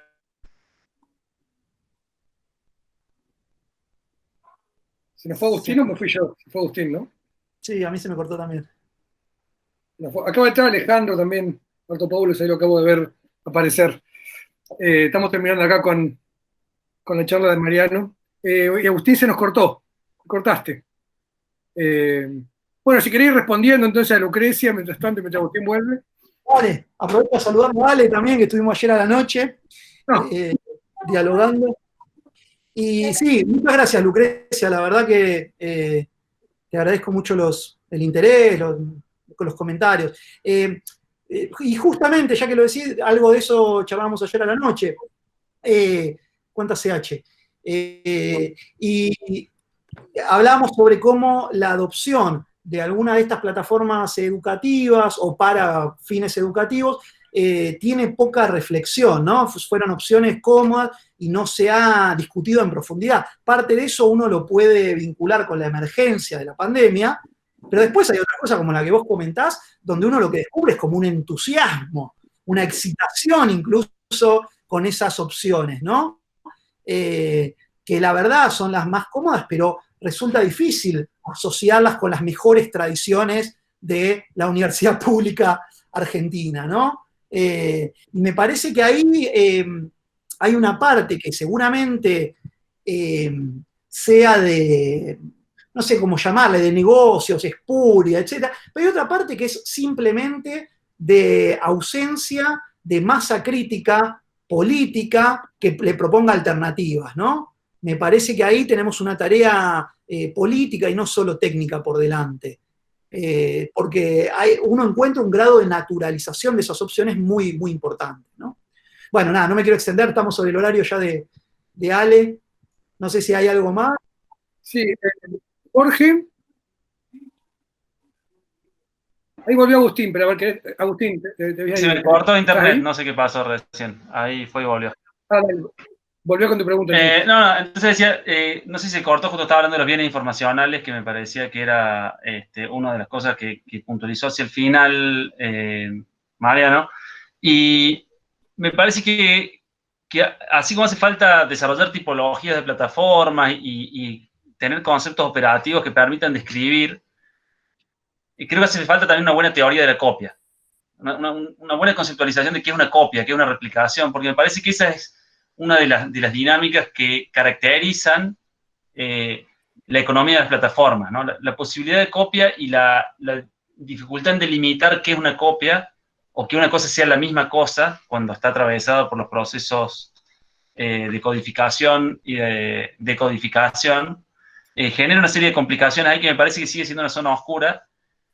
Y en relación a eso traigo otra pregunta que no sé si la estás trabajando, y es esta deriva de los estudios de los digital studies o los estudios sobre lo digital decantaron hacia lo que se llaman platform studies o estudio de plataformas, y también apareció otro emergente que es el infrastructure studies, ¿no? O estudio de infraestructura. Y me parece que cuando se empiezan parece replicar esa discusión de la división entre software y hardware, que es una discusión, digamos, también bastante problemática, pero parece haber ahí también una disputa en el orden de las infraestructuras materiales que inciden en esta economía de plataformas. Entonces, no sé, la pregunta era si habías evaluado esa articulación en tus últimos trabajos, o si eso queda por hacerse, porque como trajiste a colación a ARSAT, yo entendería a ARSAT más que como una plataforma, no solo una plataforma, sino una infraestructura, que eso la diferenciaría de otras de las plataformas que vos describiste. Buenísimo. Un placer verte, Agustín, también. Igual empezaste a hablar del problema con los aviones y se cortó y digo, chao, soy yo que traigo los problemas. Pero, no, a ver, tendría que dar una respuesta medio larga, me gustaría, y te pido perdón, Ale. A mí me parece que en términos teóricos lo que hay que analizar son traducciones, ¿no? Aquello que llamamos copia es un tipo de traducción, es decir, el pasaje del conocimiento desde un soporte hacia otro soporte, ¿no? Y que hay adentro hay una variedad, alguna vez lo habremos charlado, o sea, yo creo que hay un soporte biológico, un soporte subjetivo, un soporte intersubjetivo y un soporte objetivo. Dentro del objetivo hay uno que son las tecnologías y hay otro que es la información, ¿no? Los conocimientos objetivados como el mecanismo instrumental de un artefacto, y por otro lado, los conocimientos codificados como información. Entonces, mi forma de entrarle a eso es esa, es la noción de traducción, y que esa traducción siempre implica, como el dicho tan conocido, una traición, ¿no? Nunca nada es idéntico a otra cosa, ni siquiera a sí mismo. Como sabés, yo soy medio hincha de Hegel, y en cada cosa creo que han ido una contradicción, y que consecuentemente el principio aristotélico de identidad no es posible, ¿no? Bueno, Mariano, solo para romper el hielo y meterme ya de entrada. La noción de traducción que usás es, digamos, de algún campo teórico en particular. Digo, yo uso, por ejemplo, traducción, obviamente, no sé si tan obviamente, de Latour y toda la sociomaterialidad. pero vos haces lo mismo. ¿Cuál es la noción que usás? No, bueno, ahora nos vamos a algo más largo, me vas a pedir que me lleve media hora de tu... Estoy sometido. Hablemos un poco de eso. No, a ver, el problema para mí de la teoría de la torre, digamos, de la turca, ¿no? Había que hay que distinguir distintas épocas de la tour, ¿no? Viste que ahora eso ha ido cambiando. En algún momento hay otra gente que incluso a la ANT le llaman una sociología de la traducción. Hay distintos énfasis en esa noción de traducción de esas teorías. Pero digamos, para mí el punto clave es que ahí no es la noción de conocimiento aquello que se traduce, ¿no? Ahí a mí me interesa una noción de conocimiento, pero el conocimiento en un sentido de esta distinción materialista entre un ente del ser, que es la materia-energía, y otro que es el conocimiento. Y que el conocimiento tiene propiedades económicas determinadas, que eso es completamente contrario a la perspectiva inmanentista de Latour, de que todos los entes son más o menos lo mismo, ¿no? Humanos, no humanos, son todas redes heterogéneas, y hay actores que van traduciendo, enrolando y cosas por el estilo. Estamos simplificando un poco, pero ponele algo de eso. Entonces, me interesa la idea de traducción en ese sentido. Sí hay un eco de la teoría de la torre, pero me parece importante agregar el componente materialista. Materialista en el sentido de la heterogeneidad de lo material, ¿no? Y que específicamente el conocimiento tiene propiedades económicas distintas de la materia-energía, y que dentro del mundo de la materia-energía el fenómeno que ocurre es el de la transducción, la conversión de unas formas de materia-energía en otra, y en el mundo del conocimiento es la traducción. Aunque esa traducción sobre todo está apostada en esos distintos tipos de soporte material, ¿no? Entonces cuando vos traducís de un texto escrito a tu subjetividad, ahí hay un quilombo de cosas que pasan, ¿no? No entendés exactamente lo mismo que escribió el tipo que lo había traducido antes, o la mina que lo había traducido antes de ese texto. Lo que tenés vos en tu subjetividad tampoco es exactamente lo mismo que está codificado como información biológica. Hay unas cadenas de traducciones que son sumamente complejas. Eso sí es medio parecido a la lógica de las cadenas amplias de la turca. Y sí coincido también con la idea de que uno establece cortes, digamos, que dependen del objeto investigativo que tiene, ¿no? Porque esas cadenas son siempre infinitas. Sí, hay una noción de traducción. De cuotas, es la que vos decías. Omar Horta decía. No sé si era un comentario. No, me parece que se le desbloqueó el micrófono. No, nada. Ok. No, bueno, nada de eso. Nos metemos en toda una cosa, no hay que formular, pero está bueno el punto y lo podemos seguir charlando. Pero me parece ahí que está bueno lo que decía Agustín en el sentido de no aceptar la copia como algo tan lineal, tan simple, ¿no? Iba en esa línea. Hay fenómenos complejos y cadenas largas, ¿no? Lo pondría de ese modo. Sí, total. Sí, yo tenía mil cosas para decir de eso, pero lo vamos a dejar a Jorge, que ya pidió la palabra. Así, última intervención. Jorge Lorenzo. Sí. Hola, Mariano, ¿cómo va? Bueno, yo te había el curso el año pasado, pero bueno, la voy a hacer muy breve a la pregunta. Me quedo con esto que vos habías señalado por ahí en las alternativas, o pensar alternativa a esta cuestión del capitalismo, ¿no? Digo, ¿cómo pensar una alternativa cuando tenemos, por ejemplo, en el caso de Google nace como mejoras de un motor de búsqueda en Internet? Y de pronto por este efecto de red y este efecto de escala es el buscador, digamos, utilizado casi por excelencia. Y lo que viene después, por ejemplo, no sé, los otros tipos de buscadores, los que se usan en Rusia, en China y demás, son casi copias de esa tecnología, digamos, que se generó originalmente.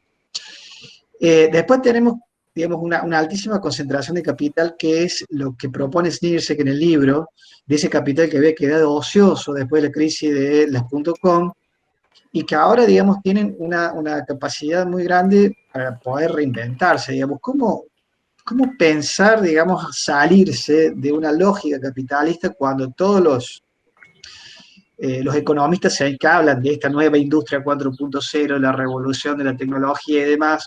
Pienso en el caso de Bridgerton y McAfee, por ejemplo, ¿no? Apuntan como ejemplos exitosos de estos modelos a las grandes corporaciones y las grandes empresas.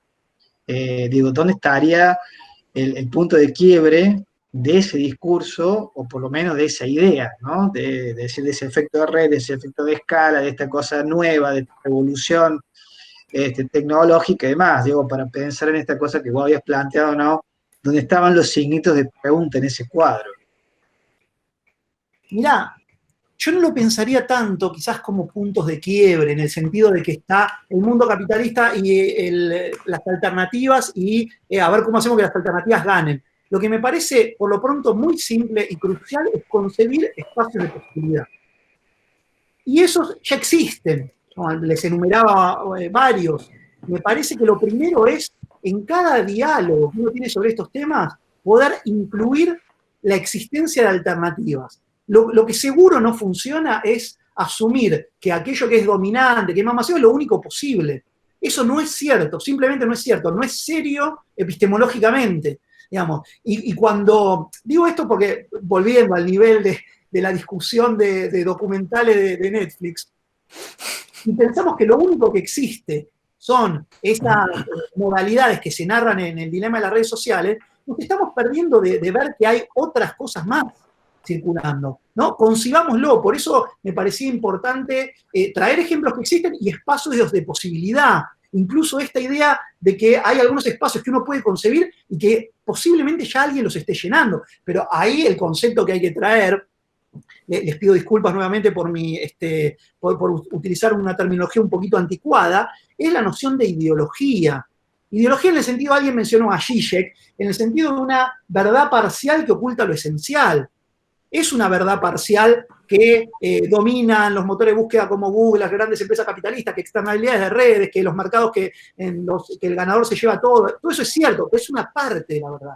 Hay otra parte de la verdad, cuidadosamente oculta, que es que existen alternativas. La más evidente es Wikipedia, que ya se mencionó, pero hay muchas otras que le mencionaba que están ahí latiendo, ¿no? Y me parece que tenemos mucho para hacer en ese sentido. Me parece que hay una tarea política importante, y lo primero, para no extenderme más, lo primero es, lo básico es reconocer que existen alternativas más allá del realismo capitalista, que podemos pensar otras cosas. Ahora con la pandemia hemos descubierto que hay una enorme actividad sin fines de lucro que ha sido muy eficiente. Déjenme traerles un solo ejemplo, que es el de la masiva producción de máscaras de protección facial por parte de organizaciones de makers y cosas por el estilo en todo el país, ¿no? Hay de repente una producción muy potente, muy rápida, con muy buenos reflejos, de organizaciones sin fines de lucro, muy masivas y muy bien articuladas, ¿no? Hay una potencia social muy grande para poder elaborar plataformas y para poder generar estos espacios alternativos. Solo digo, no los silenciemos, no los neguemos, ¿no? Eso no quiere decir que vayan a ser masivos, que vayan a ser dominantes, pero sí que tengan derecho a tener entidad, que los concibamos como posibles. Me parece, yo con eso me conformo, como alternativa, como un primer paso en una alternativa política. Bueno, perdón, no me quiero extender más, te agradezco mucho, Jorge, el comentario, la pregunta. Sí, bueno, sí, tal cual, incluso esa ideología en el área de las empresas tecnológicas es brutal, ¿no? Hay gente que piensa que Bill Gates o Steve Jobs eran genios de informática, cuando apenas sabían lo que era un programa, ninguno de ellos sabe programar bien, y solo tuvieron alguna suerte empresarial o lo que fuera, ¿no?